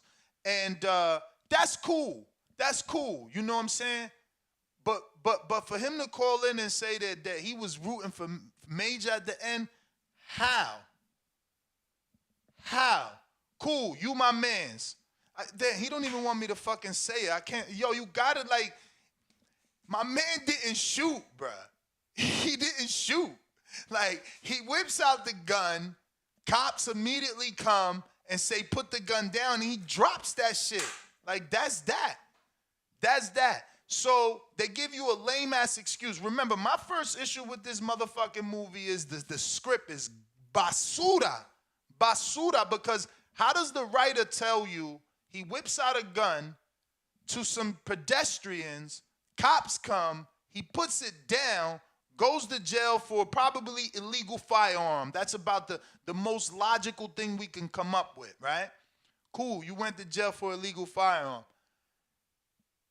Michael B. Jordan turns to him and he's like, damn, you was locked up for 18 years for that? He like, nah, there's some other shit in there, got time added on. Motherfucker, give me some clarity. Cause a gun charge, you was in the Golden Gloves, you probably wasn't even an adult yet. Get your young ass out of here, you got probation. Oh, you was an adult? Cool, get your ass out of here, you got 18 months. Flat sentence, you on parole, you got the bracelet. So many fucking things you could get. How the fuck they just want us to believe this motherfucker spent 18 years in jail? Cool. They ain't even say he was an Olympian. He ain't even Shakur. He ain't even Floyd. He just won a Golden Gloves. So now you do 18 years and you come home and you think you deserve the world. So cool. You rooting for this bum-ass nigga. Meanwhile, it's Michael B. Jordan putting them on. Michael B. Jordan put you on. You coming fresh off of jail with nothing. Nothing. Old ass Golden Glove motherfucking resume. Get that shit out of here. And what I do, I put you on, and then you in there trying to beat my champion up. He signed to my promotional company. That's my money maker. You in there doing illegal jailhouse tactics to my guy. So I go talk to you. But you hard-headed. You do this shit again. You know what I'm saying? Then you a dirtball. You a sleazebag. You a piece of shit. Because what did you do? You broke motherfucking Drago's son hand. And again, this where the writers is basura. So you break so you and your jailhouse buddy set it up where you break Drago's hand, Because in this whack-ass world where these whack-ass writers are, if I break his hand, I automatically get the fight. Like it ain't 1,500 fucking fighters in every fucking division. No, we broke his hand, y'all. Yo, this what we gonna do. We gonna run down on the press conference, ski mask up. We gonna hit his hand with a hammer and fuck it. That's it. We guaranteed to get the fight. So when I become champ, I'm gonna break everybody off. Man, shut your stupid ass up. That shit was so extra dumb. Shit was whack, man. Whack. Can't fucking believe motherfuckers think that shit good. Shit stupid. Dumbass script. Dumbass fucking script. Make no goddamn sense. It's a disrespect that you've been watching boxing all this fucking time. You think that shit good. None of that shit made fucking sense. You could pick anybody else's story in boxing. Bud got a better goddamn story than that. Got shot in the head, all type of shit. Body slamming motherfucking auto body men. That's better shit. This motherfucker made up. Then Michael B. Jordan goes to talk to him and he gets hooked off on. So I put food on your mouth. I make you the fucking heavyweight champ of the world and you steal me in front of everybody. And you talking about, I was, by the end of the movie, I was rooting for him. How you rooting for the villain? The villain that crossed his friend to get to the top. He's a fucking crab in a bucket. Crab in a bucket. He crossed his friend to get to the top. Come on, man. Now I got callers, you see? Y'all needed passion. And he sparked that in me, man, because that movie was extra basura, man. Extra basura. Jonathan Lambarena. It's the script. It's not the movie. They had amazing actors, but they fucked up. How you going to make Jose Benavidez, and it's no disrespect to Jose Benavidez Jr., but if I got Canelo, why is Benavidez the heavyweight champ? The dude that was fighting at 40 is the heavyweight champ on TV. He looks so much smaller than Major, the actor. Yo, next time, Michael B., we from North, man, you bring me on as a consultant. That shit was stupid, man. Lambarena. All right, he fell off. Al in the Bay, what up? Yo, what's up? What up? Yeah, I care less about that movie. So, CYP, man, keep your head up, man. Bizzle always said, man, whatever you do, don't make me a hater. So, one thing I seen that it seemed like they trying to make Ugas back the champ. They trying to put Ugas back on top with this Barrios fight. I think it's going to backfire. I think Barrios is going to beat Ugas, so that's a shame for Ugas because they trying to set him up, with an alley-oop. Yeah, man. Adrian Broner, that's a bad deal, I've been on the show before telling people, my cousin was rocking with Don King back in the 90s. He became a champ, and, Don King, messed around and messed him up, stole money from him, So if you don't think Don King will steal money from him, he got a bad taste in his mouth. I don't believe people should trust Don King. Don King been in the game for years, but, listen to somebody from, their personal experience with Don King, I wouldn't rock with Don King if my life depended on it. So you don't think he could change? Yeah, and I'm not being sarcastic. I'm just being real. Like, you don't think he could change after a couple lawsuits, after seeing that his name is being, always dragged? You don't think he could start to do better business? He did get who the fuck made $3 million? Trevor Bryan made $3 million, bro. Fuck, you know what I'm saying? Inoue got to go all the way to Japan. My man took a 5-hour flight.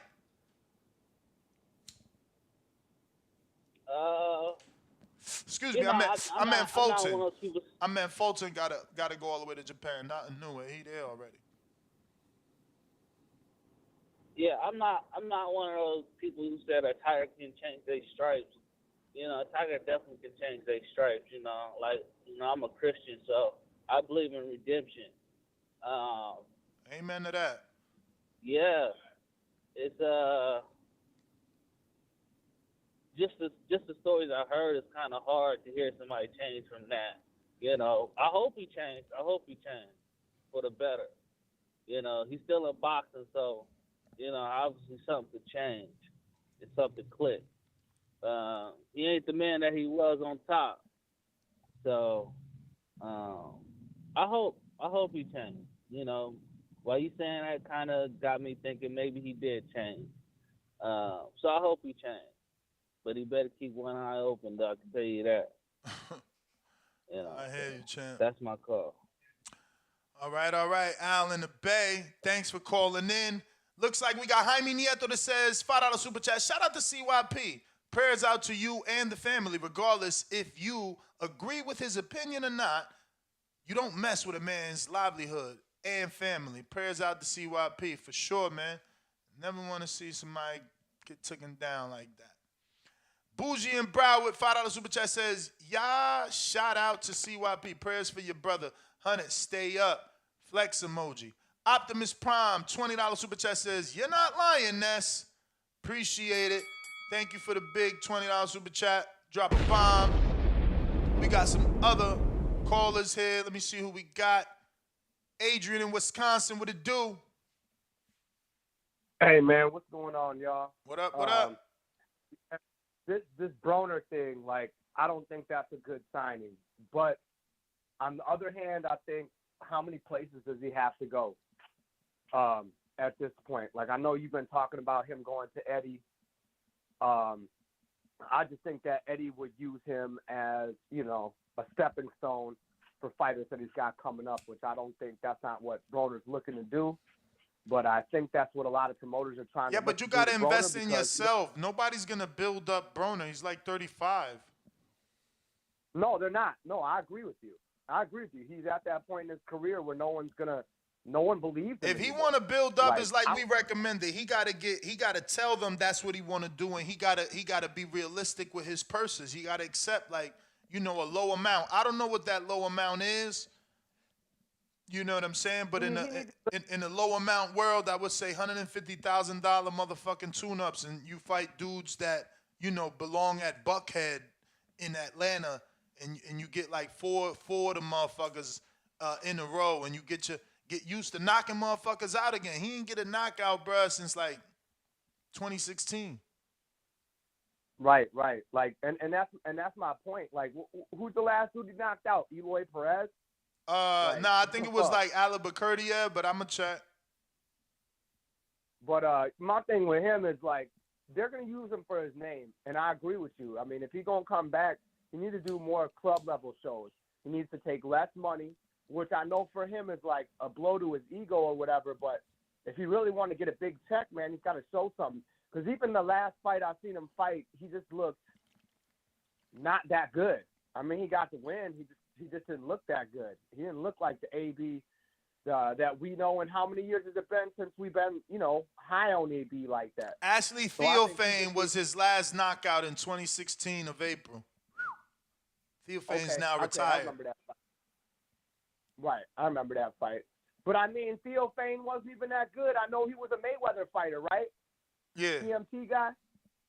Yeah, I mean, I don't know. He was one of the Mayweather fighters that I thought, you know, he was where he was at because of who he was with. You know, on the other end with this Ugas Barrios thing, I mean, I think it's a good fight. I don't think it should be for what it's for. I mean, Ness, I'm going to ask you. I'm going to ask Danny. Do you guys think that the welterweight division, like, this is like supposed to be one of the hotter divisions? Like, is it so depleted that this is what we're doing? We're giving interim shots. This is just political alliances, you know, showing their face in public. But every guy that has a belt or an eliminator is a PBC guy. It's not like it's equal opportunity here. This is just some shit because they doing a favor for PBC by holding up the division with Earl Spence. So they got to satisfy all these other guys because these other guys could put in lawsuits. It's like, yo, I've been in this position for X amount of time. What's going on? But we know what's going on. Earl's holding up the division. Right. And you know the part that's irritating me about boxing, it seems like certain divisions, it's kind of like the economic space, right? You got people who are the rich of the rich, they on top. And you got the fighters that are, basically doing club shows or you're high and on TV. I just feel like, where's the middle at? Like, where are you bringing these people up from? Like, it's supposed to be a hot division. And, we're just getting stunted based on a couple fights that could happen. And that's just, it's lack of television dates. It's lack of television dates because PBC has all the welterweights. They're pretty much in control of that division. That's why Crawford's always been on the outside. And they don't got their guys fighting. Like when the fuck is the last time Cody Crowley fought? How long ago was that? How many times back was his fight pushed? My man was been supposed to fight. He missed Thanksgiving and Christmas. These guys, they're training. But listen, I mean, we all know boxing is, it's father time. Like, these guys can't afford to be out 1 year, a year and a half. That's, for guys like that, that's a few fights. That makes a big difference. And, I mean, that's a few paydays. So, I mean, it's just mind-boggling to me that we got these politics. I mean, yeah, that's a decent fight, but that we got the politics stopping all these fights from happening. That we got regular TV fights. Well, I'm sure Mauricio's excuse is that he's trying to make sure he gives the fight fans what they want, which is Earl Crawford. By doing all this shit, you keeping Earl free to still negotiate with Crawford in theory and hopefully give us the super fight. Because if he unleashes the mandatories and the interims and everything at Earl's busy and he can't negotiate with Crawford. So it's a gift and a curse. I mean, I'm over it, man. Like, I'm not gonna lie to you on that fight. I'm over that. If it happens, it happens. It's great for boxing. I want to see it. But I mean, I'm sick of hinging on this. Like, aren't we gonna learn from Mayweather Pat? Now, I'm not saying stylistically, I think it's gonna be a better fight if it happens. I definitely think Crawford and Spence aren't gonna, no matter when we get it, the way they fight, it's gonna be an entertaining fight. I like Pacquiao Mayweather because I like just pure boxing, and I thought it was crazy how easy Floyd made it look. But at the same time, to the casual fans, to where they could have really got a lot more fans into boxing, hey, that was a snooze fest. It was a dud to a lot of people who don't really watch boxing. But I don't know, man. That's all I got, man. I'm just kind of, I'm saying. Adrian Broner need to fight some club shows. He need to realize he's not worth what he thinks he's worth anymore. And if he wants to be worth that, he got to go out and get some knockouts. He's got to win. He's got to build his confidence back because at the end of the day, I don't think his last fight, which was a win, I don't really think that was very confidence building, to be honest with you. He just looked rusty. But, man, keep it going. Have a good one, y'all. All right, champ. Appreciate you calling in. Don't forget, we got Discord rocking, Twitter Spaces, and the landline is open. We're going out to Tampa. Who's this? Yo, what's up? Can you hear me? Yes. What's your name? Zach from Tampa, man. Zach, what's going on? What's up, man? I've been listening to y'all in the mornings while I'm on the road for years now, and I never called, but I gotta tell y'all that Creed 3, that shit had a wackier script than Great White Hype, and that's a fucking comedy, man. Thank you. The weight classes didn't even exist in that movie. You got Jose Benavidez, little ass is the heavyweight champ, and they didn't even think to do no kind of movie magic. They had his ass next to Drago Jr. He looked like a midget next to him. Then you got in the first two movies, I thought Creed was a light heavyweight, but in this one he's more cut up than he ever been, but he's a heavyweight in this one. And Tony Bellew too. He rematched Tony Bellew. He's more cut up than he ever was in boxing. but now I'm supposed to believe they're 2 weight classes higher. Come on, man. On top of that, Creed is he's like a retired promoter at this point, and then the dude that's getting out of jail is older than him, and he's an amateur. He only had Golden Glove experience. But you know how we are as boxing fans, we would kill Jose Benavidez' ass if he's the champ, and he's about to fight a amateur making his pro debut. He's gonna make his pro. He's about to make his pro debut. And he's from his gym, bro. Don't forget that. Yeah. So we would be killing his ass. Yo, imagine Wilder for a sparring partner. Homeboy, oh my God. Yo, and then on top of that, it gets deeper. It gets deeper. How about if he would have beat the heavyweight champ? Bro, that's the biggest upset in boxing, and it was just like business as usual. Nothing like nothing. Like that would have been the biggest upset, and they just glossed over all that shit. That's crazy, man. Nah, that movie was wacky, bro. You said it. You said it right. Wacky ass script. Yeah, there's so much other shit like the stuff you were talking about earlier with the script and all that. All right, I mean the first two were somewhat entertaining, I guess. You know, you could see the flaws, but this one I could barely watch it. I was just like, what? I couldn't believe Benavidez was the heavyweight champ. They were better off getting David Benavidez. Hell yeah. They're trying to make him the heavyweight champ. You got a guy coming up, bro, started at 140, and I mean, even then, you know, the hardcores would be like, yo, that's crazy. But when they put him next to Drago Jr. in the movie, like when they were trying to negotiate the fight before you hit him with the hammer, yo, I was like, what? Ain't no way, man. Well, brother, that was a great call, man. Thank you for calling in, champ. Yeah, man. C-Dub, what up?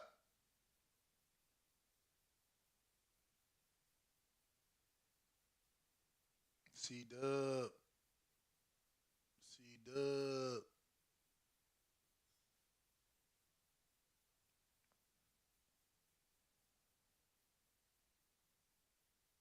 C-Dub. All right, let me get to this super chat here from Jesse Quesada that says, how do two fighters coming off losses get mandated for a WBC interim? This here shows the corruption and alliances between WBC and PBC. Mauricio is a snake emoji. Well, technically, Barrios is coming off a win. Technically, Barrios is coming off a win. But we do understand exactly what you're saying. C-Dub now on Twitter Spaces. Yo, hard audio. Mm-hmm. We good? Yes, sir. That's what's up, man. You know, Discord don't work, Twitter works. We're going to find a way to get on here, man. TBV, smash that like button. It's free. Do something with yourself. You know, shout out to the panel, man. Shout out to you, Ness. You know, every day, man, you know, it's just banter. It's just banter, man. Some people are very insecure. I'm not going to say nothing else, man. You know, not going to say no female nature and all of that, man. Whatever nature it is, you know, it's just banter, man. And everybody could do what they need to do. And yes, Chris. And yeah, so all you have to do is just keep it banter, keep people's lives, keep people's personal lives out of it. And you know, don't be so emotional about stuff. Ugas, and let me know, Ness, is Crawley. So did Crawley just like he's just going to get passed up? You don't think he's going to get a shot? He's in an eliminator. He's in an eliminator. So yeah, he got passed up because they made Ugas and Barrios for the interim. So that's automatically above you. Okay, boom. So he'll get the shot next though. In theory. Okay, yeah, boom. Okay, yeah. So it's a top 5 matchup between it and does the WBC and Al Heyman is to blame for this because the WBC ordered it, but is Al Heyman to blame for this? Is PBC to blame for this?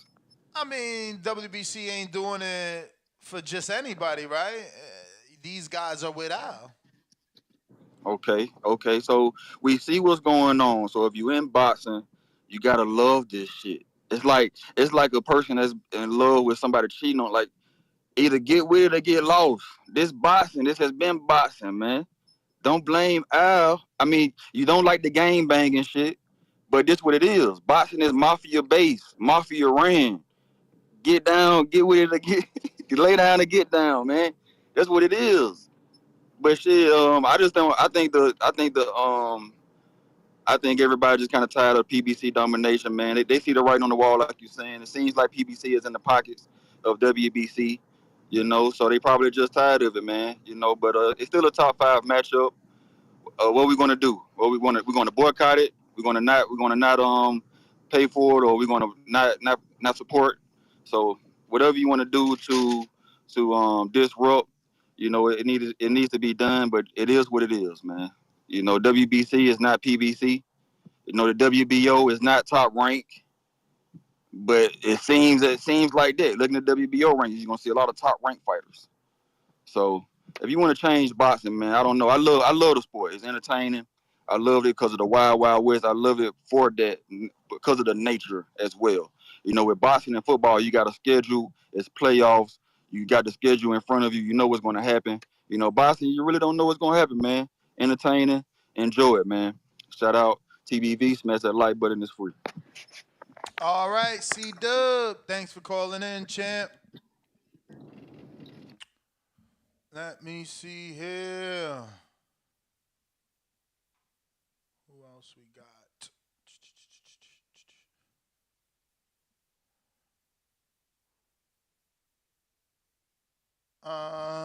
Okay. Probably, let's see if we have ourselves another prank caller or a real person here. Anonymous, who's this? This me? Yes. Oh, what's going on, man? It's Champ. I'm in the truck. I'm working. And this is my first time calling y'all. You know your number came up blocked.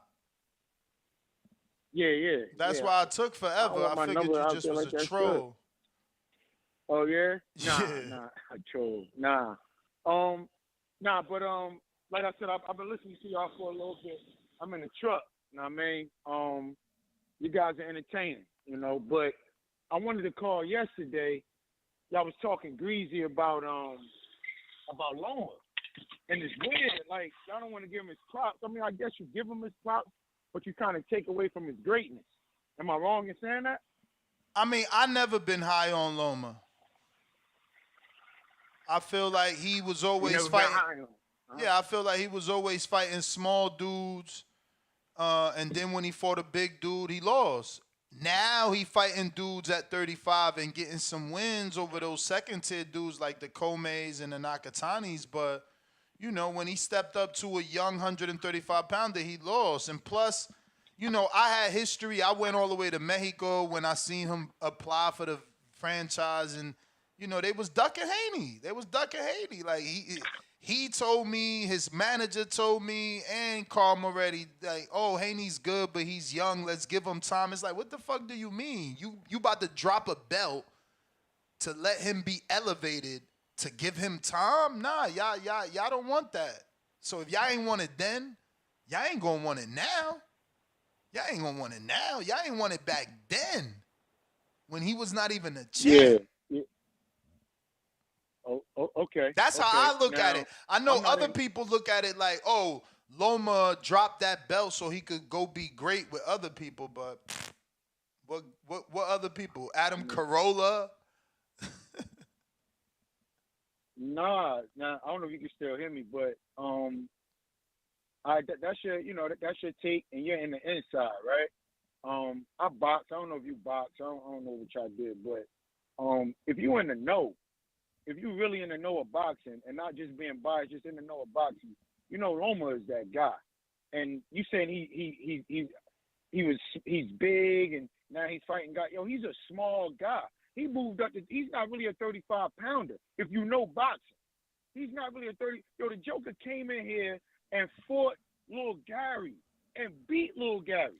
like he dominated little guys, and I love little guys. Me too. He dominated him for that belt. That was a long time ago, though, champ. Oh, you're right. You're absolutely right. But after That's he old. did that, That's old the odds spades. was on him. Hold up. You're absolutely. You're absolutely right. But after he did that, what happened? Jokers was like, I don't want no parts of that shit. They ain't want no parts of him. Yeah, I don't know. I don't know about all that. I don't know about all that. Like you said. Like you said. About all that? Are you serious? Yeah, like you said. Who was there? Who was that 26 that wanted to fight him? Like you said, I'm in the know and you not. You mean after he won that belt? You mean after he won that belt, they made him an exclusive top-ranked fighter? Only fighting top-ranked dudes? You mean that, right? You mean that? I mean, okay.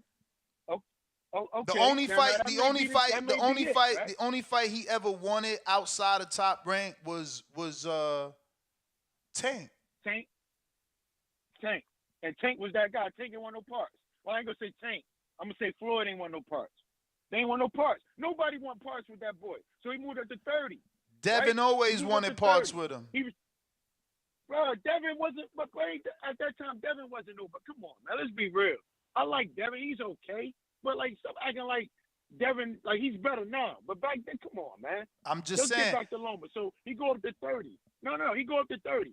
He tried to get whatever he could get. Couldn't really get much. Whatever he could get, but all he could find is Roman Martinez. Rigo comes way up. No, don't skip it. Don't skip it. Don't skip it. Come on, what you mean? Who was at 30? Who was at 30 that was going to give him a shot? He couldn't get the belt. Everybody that's at 35 now. So no. So then he go to 35, and so it was easier to try to make the fight to get the belts, right? And so that's what he did. That Joker moved up for bigger guys. Linares got dropped, stopped with a body shot with a hurt shoulder. What did Devin do to Linares? What did Devin do to Linares? You see the difference? One dude gets dropped. One dude gets dropped by him. One dude gets dropped. One dude gets hurt. It's boxing, right? He got hurt after he got hit with a shot after what?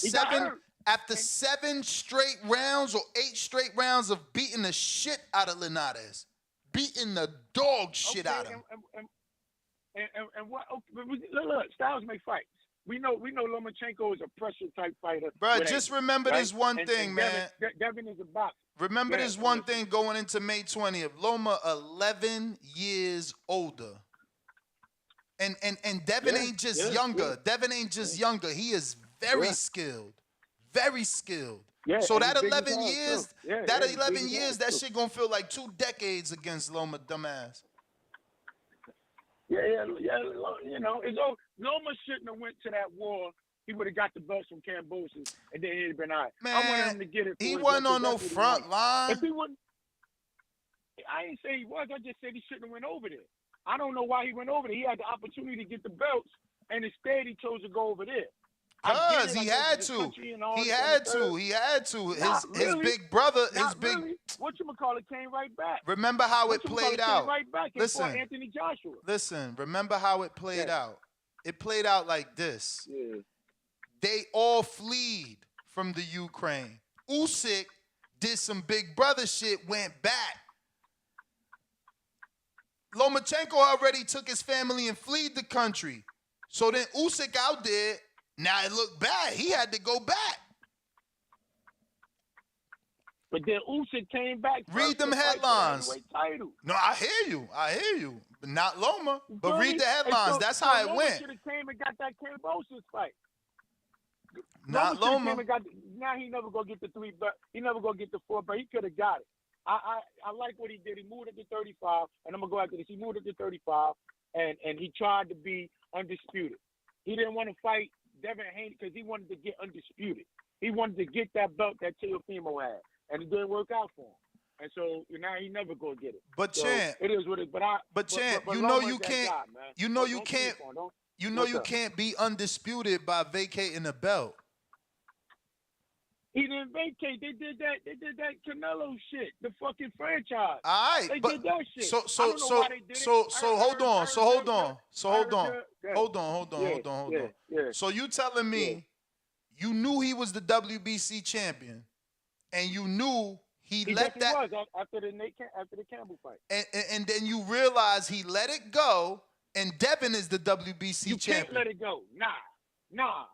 What you think he was doing in Mexico? What you think he was doing in Mexico? I don't know. Yo, that's back to my original statement when I said you guys are in the know. You out there at these little shindigs. I'm telling you. I'm telling you. I'm telling you. I'm telling you. I'm telling you. I'm telling you. And he wanted the other belt. I'm telling you. Aggression, though. I'm telling you. That's aggression. Either you don't want to listen to the truth or you want to ignore it. That's different. I'll let you talk if you want to ignore it. So, no, I hear you. So Teofimo wasn't undisputed. No. When he beat no. When he beat Loma? No. Get the fuck out of it. Word. Okay. All right. That's what it said in the book. So that's just your opinion. Man, that's in the books. How the fuck could you be undisputed when there's a champion right there? Okay. How you undisputed when the champion in the WBC is Devin and he making all the mandatories? What are we talking about? Matter of fact, let me ask you another question. Do the WBC franchise belt exist today? Nah, Devin said he don't want it, right? So it don't. I guess I don't. Bro, yo, Suleiman, them jokers, this shit's crazy.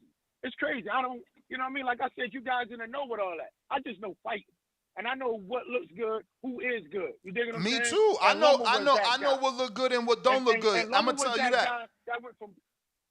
What's up? I said I know what look good and what don't look good. What don't look good is a whole team, manager, wife, husband, promoter, CEO.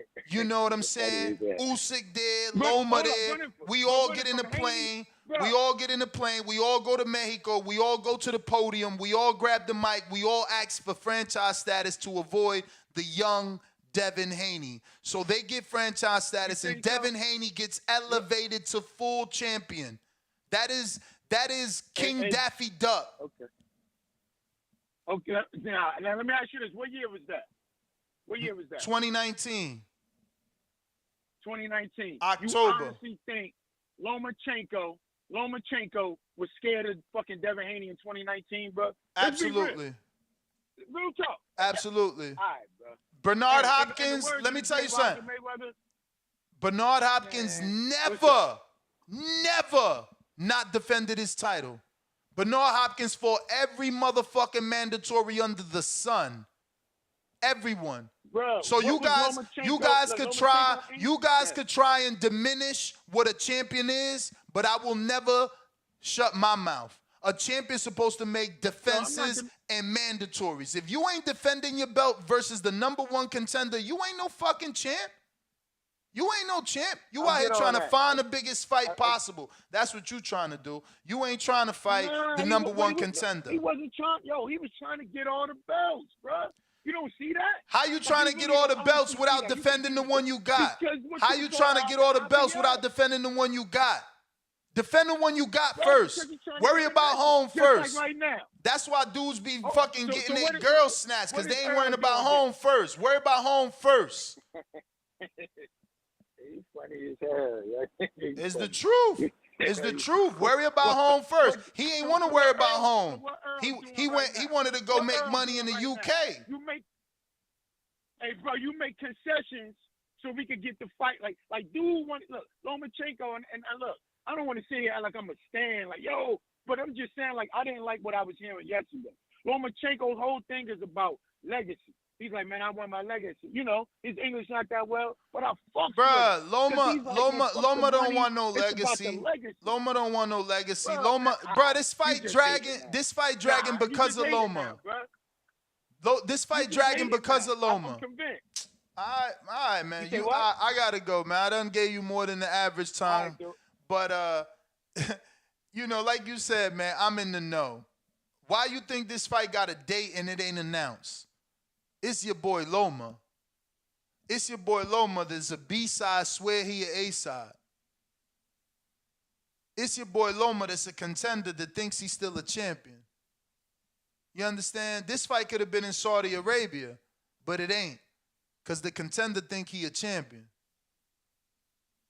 This fight was alleged to be in another place outside of Vegas, I think New York, but it ain't, because the contenders swear he the champion. Like, y'all got to wake up, man.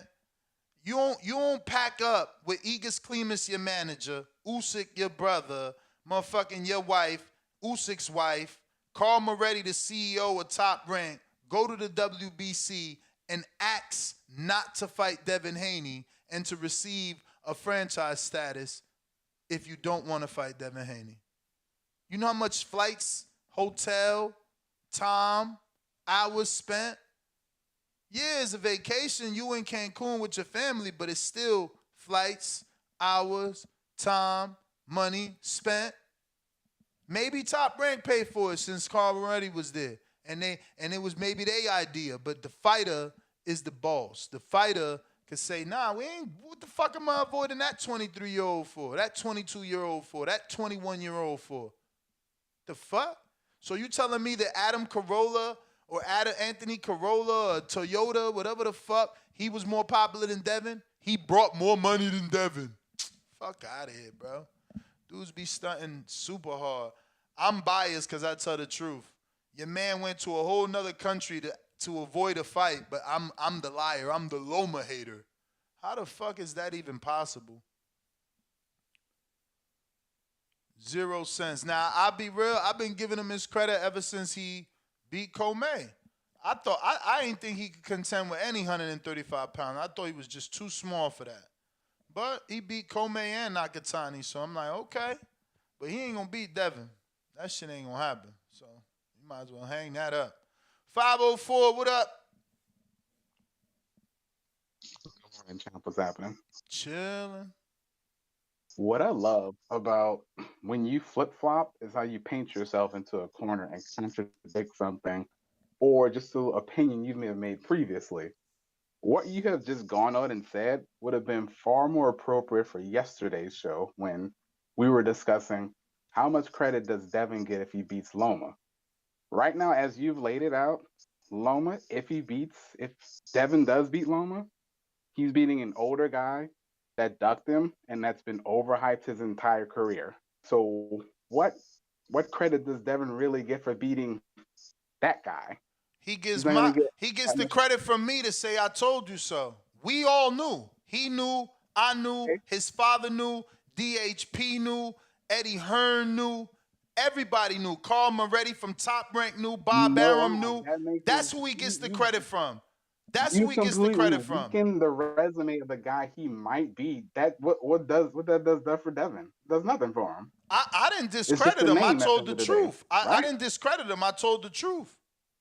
Didn't I tell the truth? You have told the truth. That I'm not discrediting that. My thing is, so how am I discrediting him? No. The truth would have been better served yesterday when we were trying to give weight to a potential win to Devin. We didn't talk about it. But why won't he get? But this is what I'm saying. Why won't he get respect? I'm not God. Just because I say how I feel and my opinion of Loma, I'm not God. Nor am I the sanctioning bodies. Nor am I the Hall of Fame. I'm definitely not Canastota. So when Devin whoops his ass, all you mindless motherfuckers who thought Loma was good, y'all forced to give him the praise. I just get the high five, like told you so, champ. Because you've been picking him to lose every single fight. And while we are going back to Rigo, you said that you gave Loma respect after you beat Koma and Nakatani. Did I just hear that correctly? Yeah.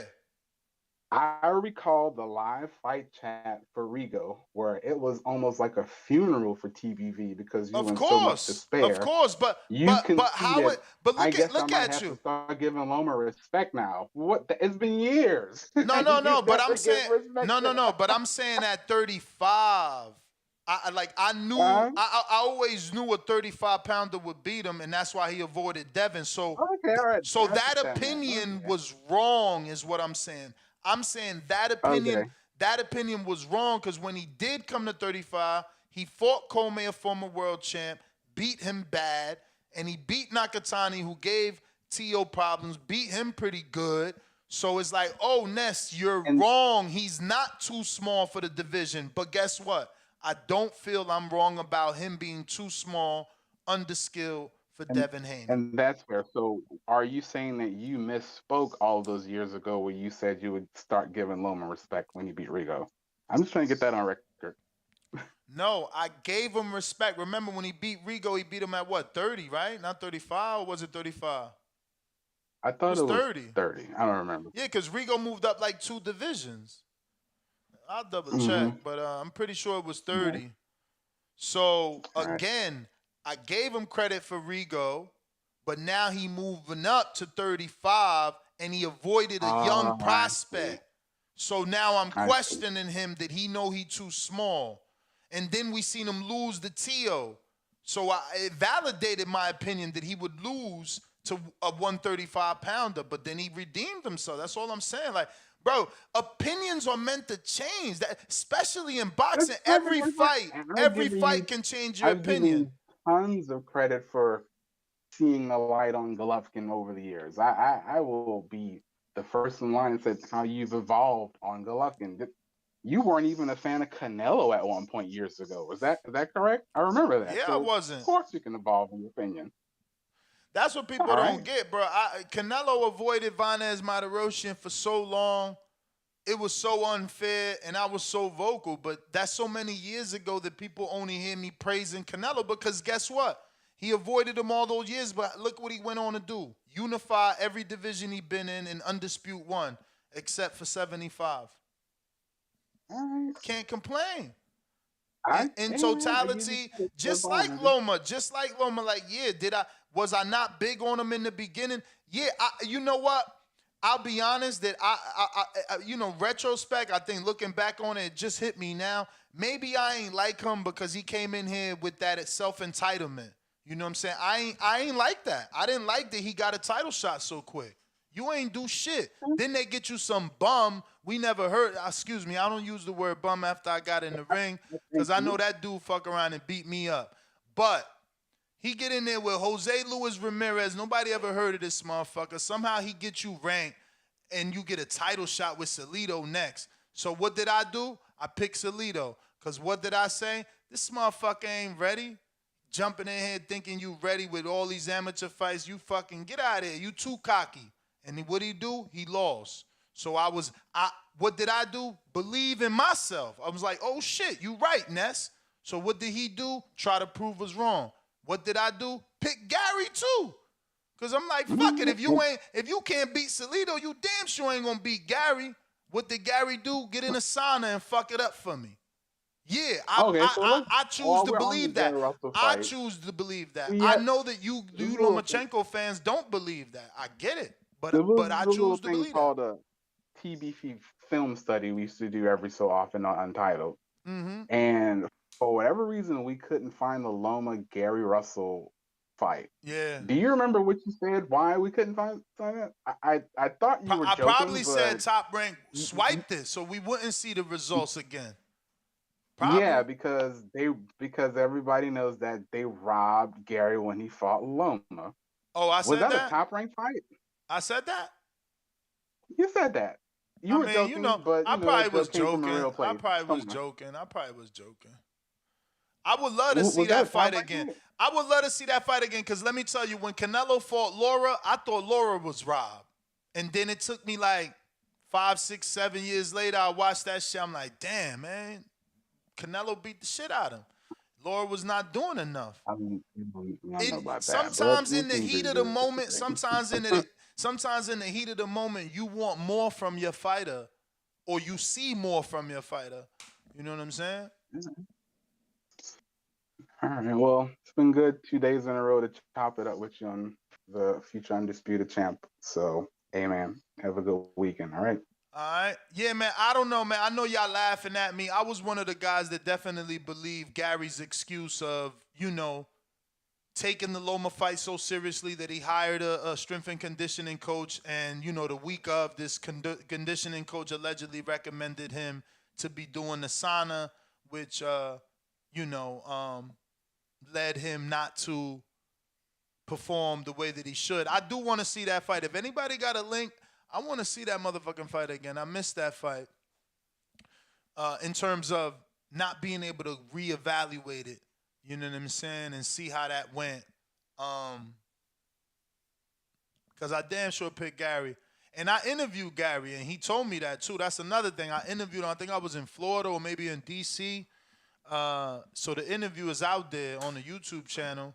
I was on the field, and I'm like, damn, champ, what the fuck happened, bro? Like, because you know I get personal. I'm like, man, y'all motherfuckers make me believe, and we out here going all in on y'all, and then you pull some bullshit. Like, man, I want to know what happened.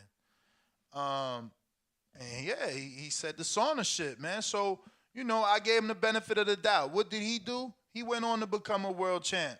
You know what I'm saying? So it could be some truth in that. He stone cold knocked out Johnny Gonzalez, the dude that Abner Mars never wanted a rematch. Well, actually, let me double check. I don't know if he knocked him out. I know that dude knocked out Abner Mars. Hate in Your Blood, what up? Yeah, he did knock him out in the fourth. The Ugas versus Barrios, I'm seeing that shit right now. That's not a bad fight. I mean, Barrios is active as shit, so I don't think nobody could be mad about that. And Ugas hasn't fought, and it's, you know, he wants to get back in the ring. I think it's a good comeback fight. Mm-hmm. They both hella warriors. They can damn sure take a beating and keep going. So it's gonna be sparks. I don't think nobody getting knocked out. It's gonna be that's a 12-round firefight. But I also wanted to touch on what they was just speaking about Loma. I don't understand why people get so bent out of shape when someone has an opinion on these fighters, especially when it's a valid opinion. I was one of the main people that said, if you go request a franchise belt when that contender is young and hungry and he's been telling you for a long time that he wants to fight you, and I think it's an excuse to say, oh, I want to collect all the belts first. Because it's like the whole purpose of being champion is to defend your belt. It's not as selfish as it may seem. You can't just say, oh, I want all the belts right now, but you have to defend it. Almost everybody defends their belts. So he couldn't have one defense. He couldn't have one defense and then move on. And then what happened? He lost all his belts. Now what it is? Oh, he gonna go all straight for the undisputed? Never defended that BC, right? Or did he? Yeah, he never. I don't know. Let me double check. I'm here anyway. Let me double check. Cause he won that vacant versus Campbell, right? Yes. He won it vacant. He damn sure won that vacant. And lost. I'm telling you, he won it vacant and asked for franchise. This is what I'm saying. He won it in August. My man won it in August. 2 months later, he's in Mexico like, Mauricio, save me. Fuck out of here, man. Yeah, no, I don't think it's wrong to say that he ducked him. Of course not. And people act like it's such a crazy thing. Loma's a great fighter, but he ducked Devin Haney. It is what it is. He said, I do not want to fight him. He said that personally. I do not want to fight him. Can you protect me just like you did with Canelo? Can I go get the belt? And then he lost. That it is what it is. So if he was getting like that for Tio with a shoulder injury, what do you think Devin would have did to him? Devin don't slack off in the second half of the fight. So I don't see what's the big deal. Devin is gonna beat the brakes out of Lomachenko. And then it's going to be like, oh, he's older, blah, blah, blah, blah. It would have happened regardless, but that's my call. All right. Thank you for calling in. I got Majid in the building. What up?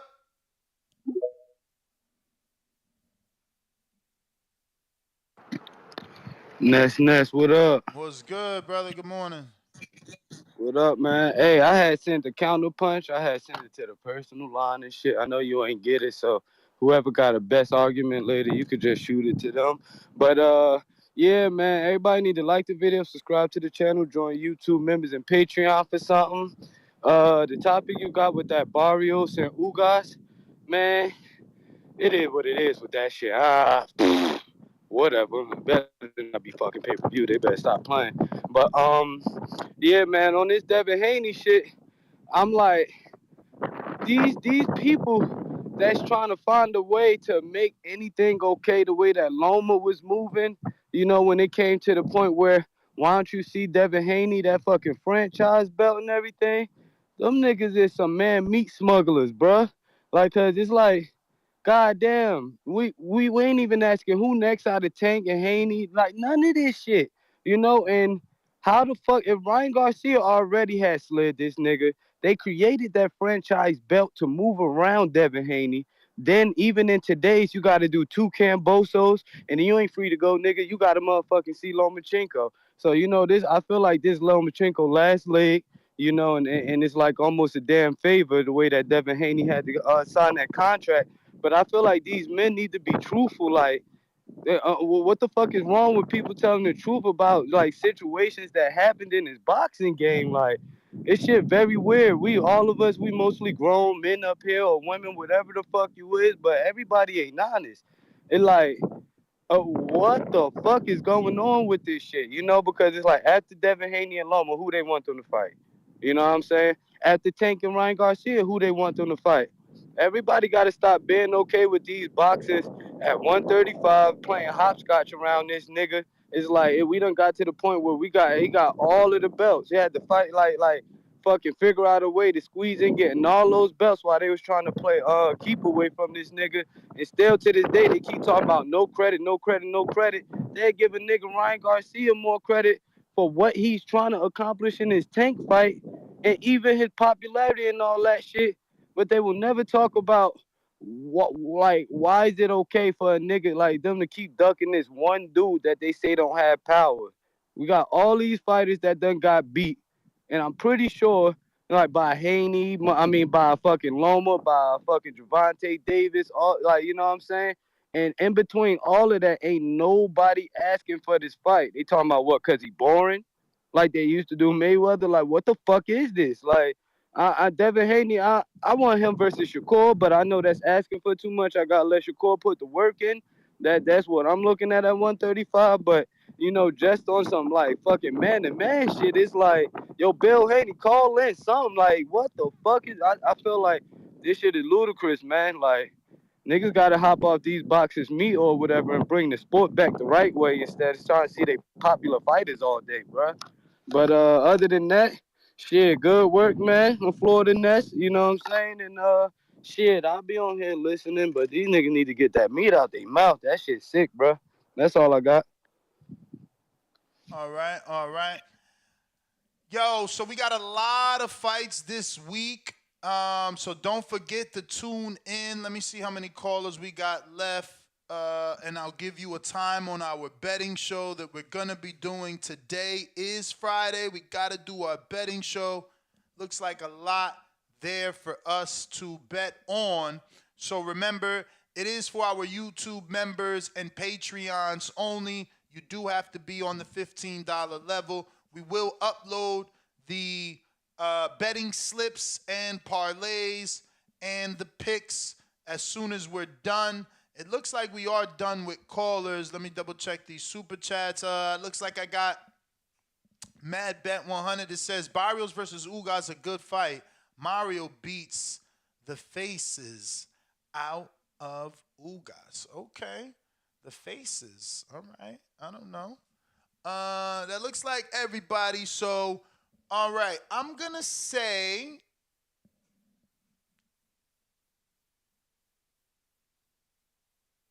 12 o'clock to give you time to do your thing. 12 o'clock. 40 minutes from now, we'll be live on YouTube members. And after that's done, we'll upload that to Patreon for all my Patreons, and you'll get the bets, live audio, and the slips. Cesar, we was about to go, but I'll slide you in. What it do? Cesar. What's going on, brother? How you doing? All good.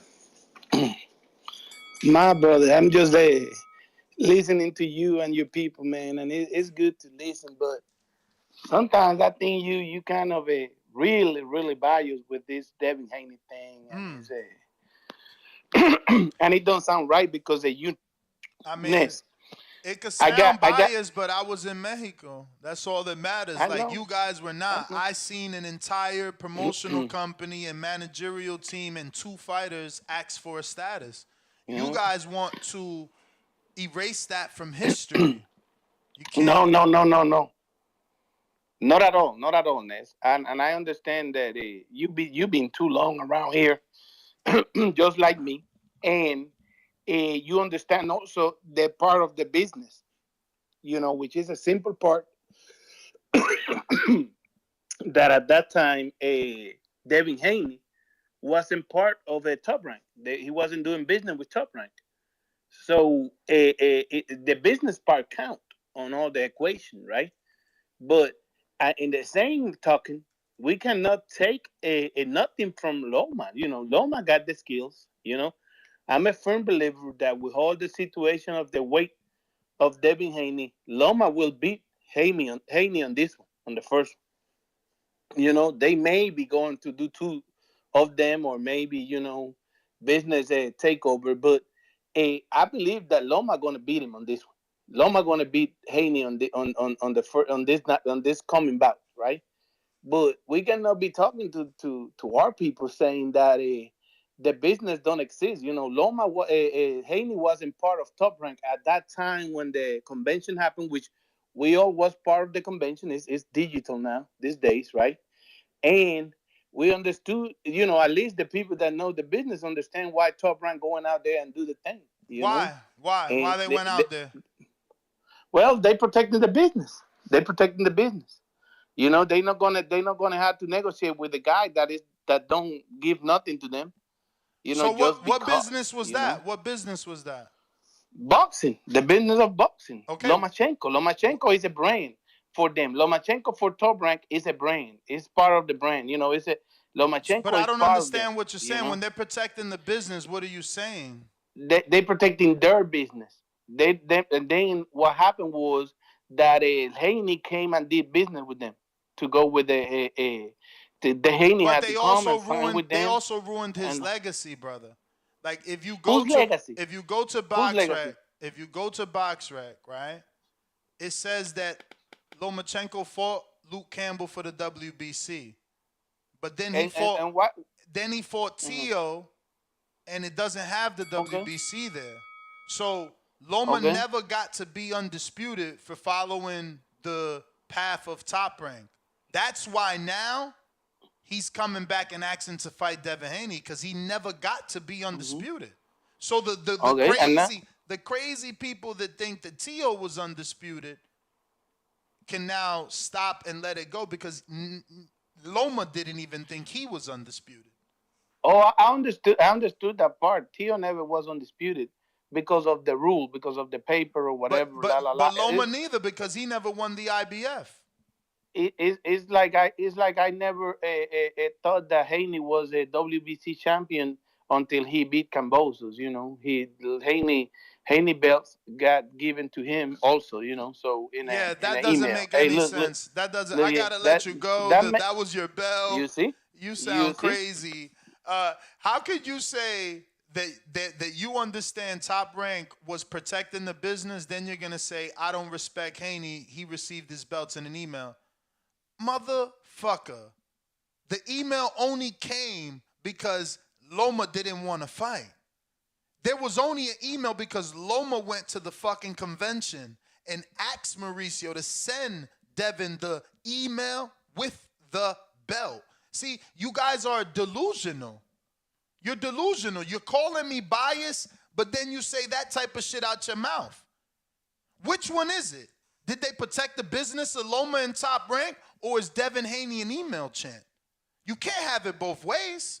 You sound crazy, bro. You sit here and say, oh, I've been in the business long. We all was at the convention. It's digital now. But obviously you couldn't comprehend what the fuck you was watching. I mean, tell me. How do you say that shit out your mouth? I'm biased, though, because I'm telling y'all the truth, and I won't let him lie to you. That's what the problem is. He wants to say business of boxing. I'm telling you the truth. You avoided a fighter. He wants to say email champion. I'm telling you the truth. He vacated his belt. Fuck is we talking about? People weird. I gotta go. See you at 12. Please be a real fan and not a fan of man like some of these guys. This shit is weird. Bye. Oh, actually, shit. No bye. I got this super chat from Twin out here in Florida. He says, $5. Even though I don't agree with the interim, considering Barrios was put in back-to-back tough matchups to lose, I guess maybe they feel he deserves a bone. Yeah, throw a bone in the sense of money, not a fucking bone in the sense of a belt.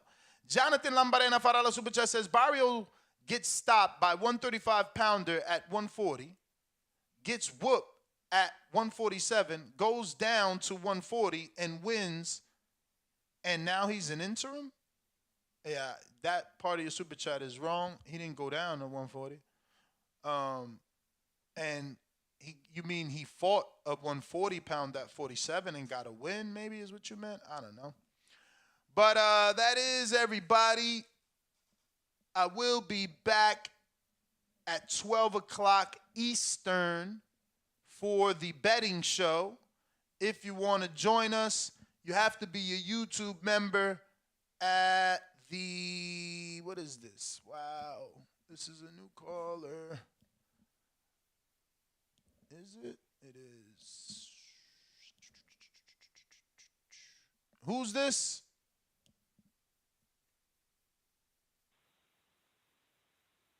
Hello.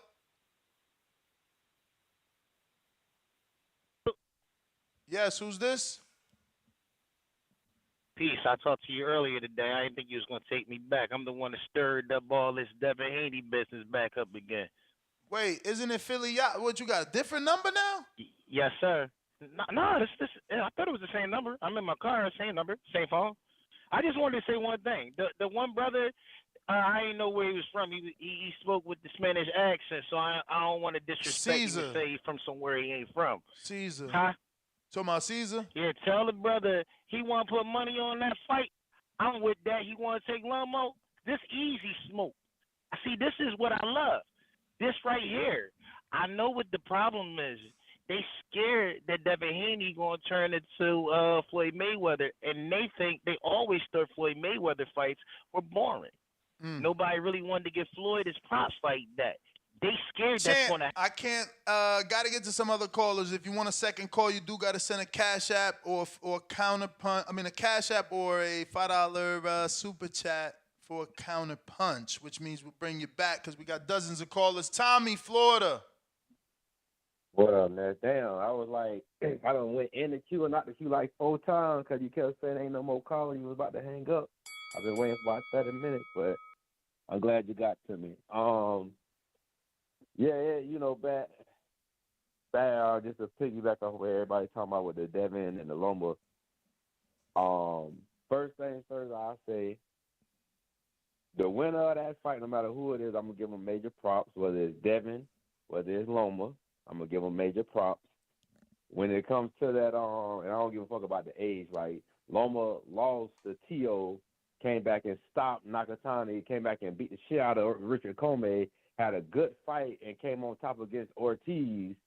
I'm not understanding if he loses to Devin why anybody gonna say he's washed or he's too old or blah blah all that hating shit. If you saying that, you just don't want Devin to win, point blank period. You think he gonna win, but you don't want him to win. When it comes to that belt situation, it was at this point I don't really care because Devin is undisputed, 100% undisputed right now. At the time when it all first happened, I felt like Tio was undisputed because I felt like the franchise was just a super champion like the WBA. And then Mauricio came out, did interviews, and I mean, that motherfucker changed this story more times than the nigga going to court line to 2 different lawyers or some shit. Like, so Mauricio put out misinformation over and over again. He can do what he wanted. He can say what he want to say. But it is interviews out there where he would say, yeah, Tio is undisputed. He's the WBC champion. Oh, no, well, they're both the champion. He's the franchise. Devin's the regular. He's doing the mandatory. So, I let that shit go. Tio lost. lost to Cambosis. Cambosis lost to Haney. Haney got all the belts. He the undisputed champion right now. But yeah, if he beat Loma, yeah, I'm not understanding how a motherfucker coming off 3 straight wins against credible opponents is trying to say somebody old and washed or whatever. Like, bro, y'all gotta stop that shit. People gotta stop that shit, man. The man winning fights, how is he old? And He's older than Devin. I ain't say he old. He's older than Devin by 11 years. No. Yeah. Well, I mean, that's true. But for a motherfucker trying to say if Devin wins, it's because Loma's old. No, it's not. It's because he's fucking better. Point blank, period. Loma got 3 straight wins, 1 loss, and before that had 10, 12 straight wins. So and then his resume probably ain't the best to everybody, but he got some real good fucking wins, and he's a fucking 126. Nah, he got a great resume because you got to factor in. Yeah, but people just be hating. Is what I'm saying. Like if they don't like Haney, they trying to shit on Haney if he beats Loma. If they don't like Loma, you can't though. You can't. But I got to keep that same energy, champ. That's your call. Listen, you can't hate on him. I could sound however I sound, but, I watched his entire career. There's not a lot of fighters in boxing that have 19 fights and have this many names. Like I think he only got 2 names that ain't names, which is in 2014 and in 2015. He fought, some dude. Excuse me. Top Rank gave him some bullshit fights to build him up. In Macau and in Thomas and Mack, but outside of that, he got 3 weird names like Jose Luis Ramirez, 2 dudes I ain't even gonna help you pronounce. But outside of that, like, who the fuck has fought this many names? Like, he lost to Salido, but he beat Gary. He beat Gamaliel Rodriguez. He beat Roman Martinez. And look, let's be real, right? Salido, world champ.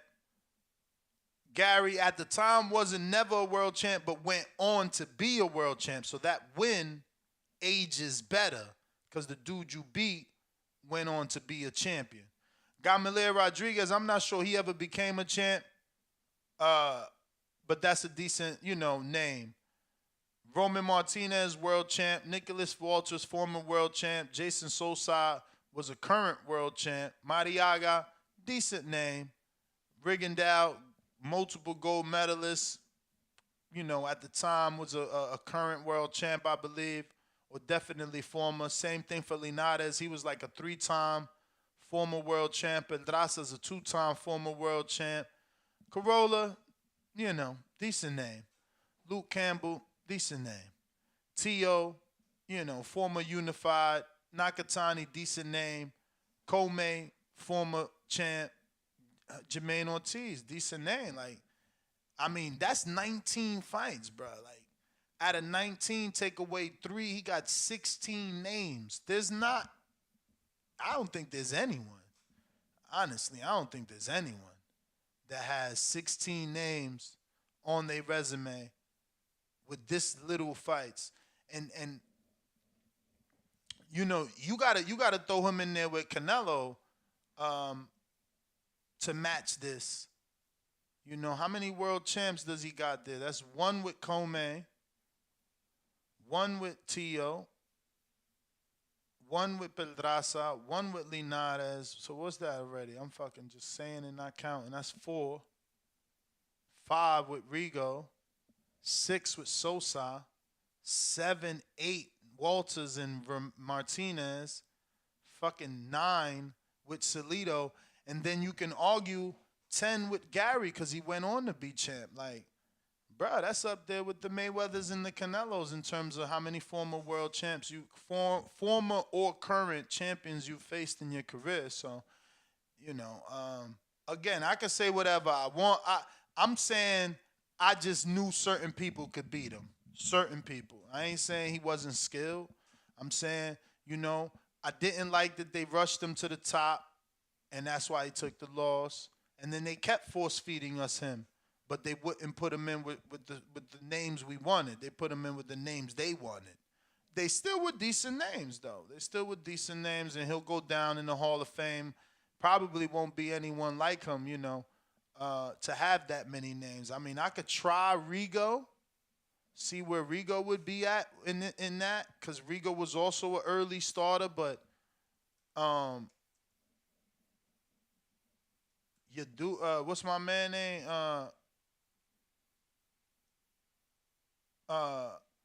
Loma, he had an earlier start. Rigo got his first belt like at 12 wins. So, and he didn't have the top rank early bringing. So, how many world champs did you fight? Rico Ramos, Nonito Donen, Adbeko. That's it, bro. Lomachenko. Oh, Casemiro.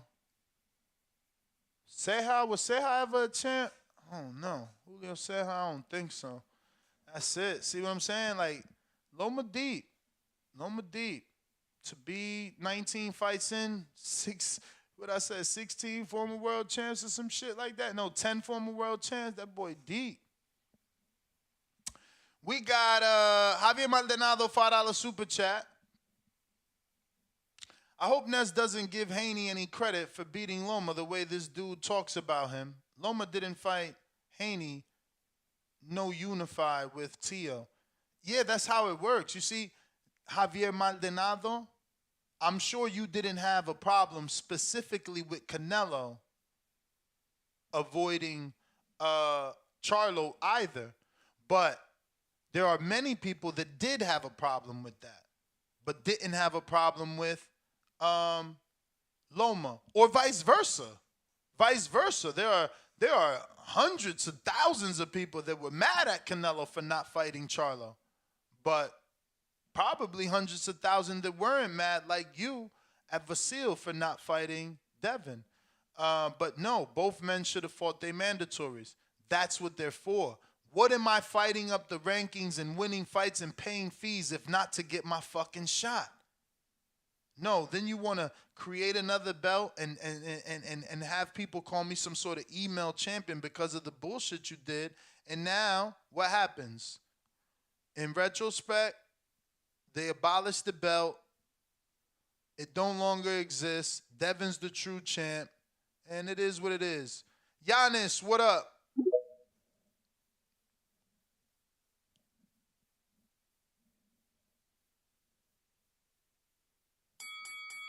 Giannis. All right.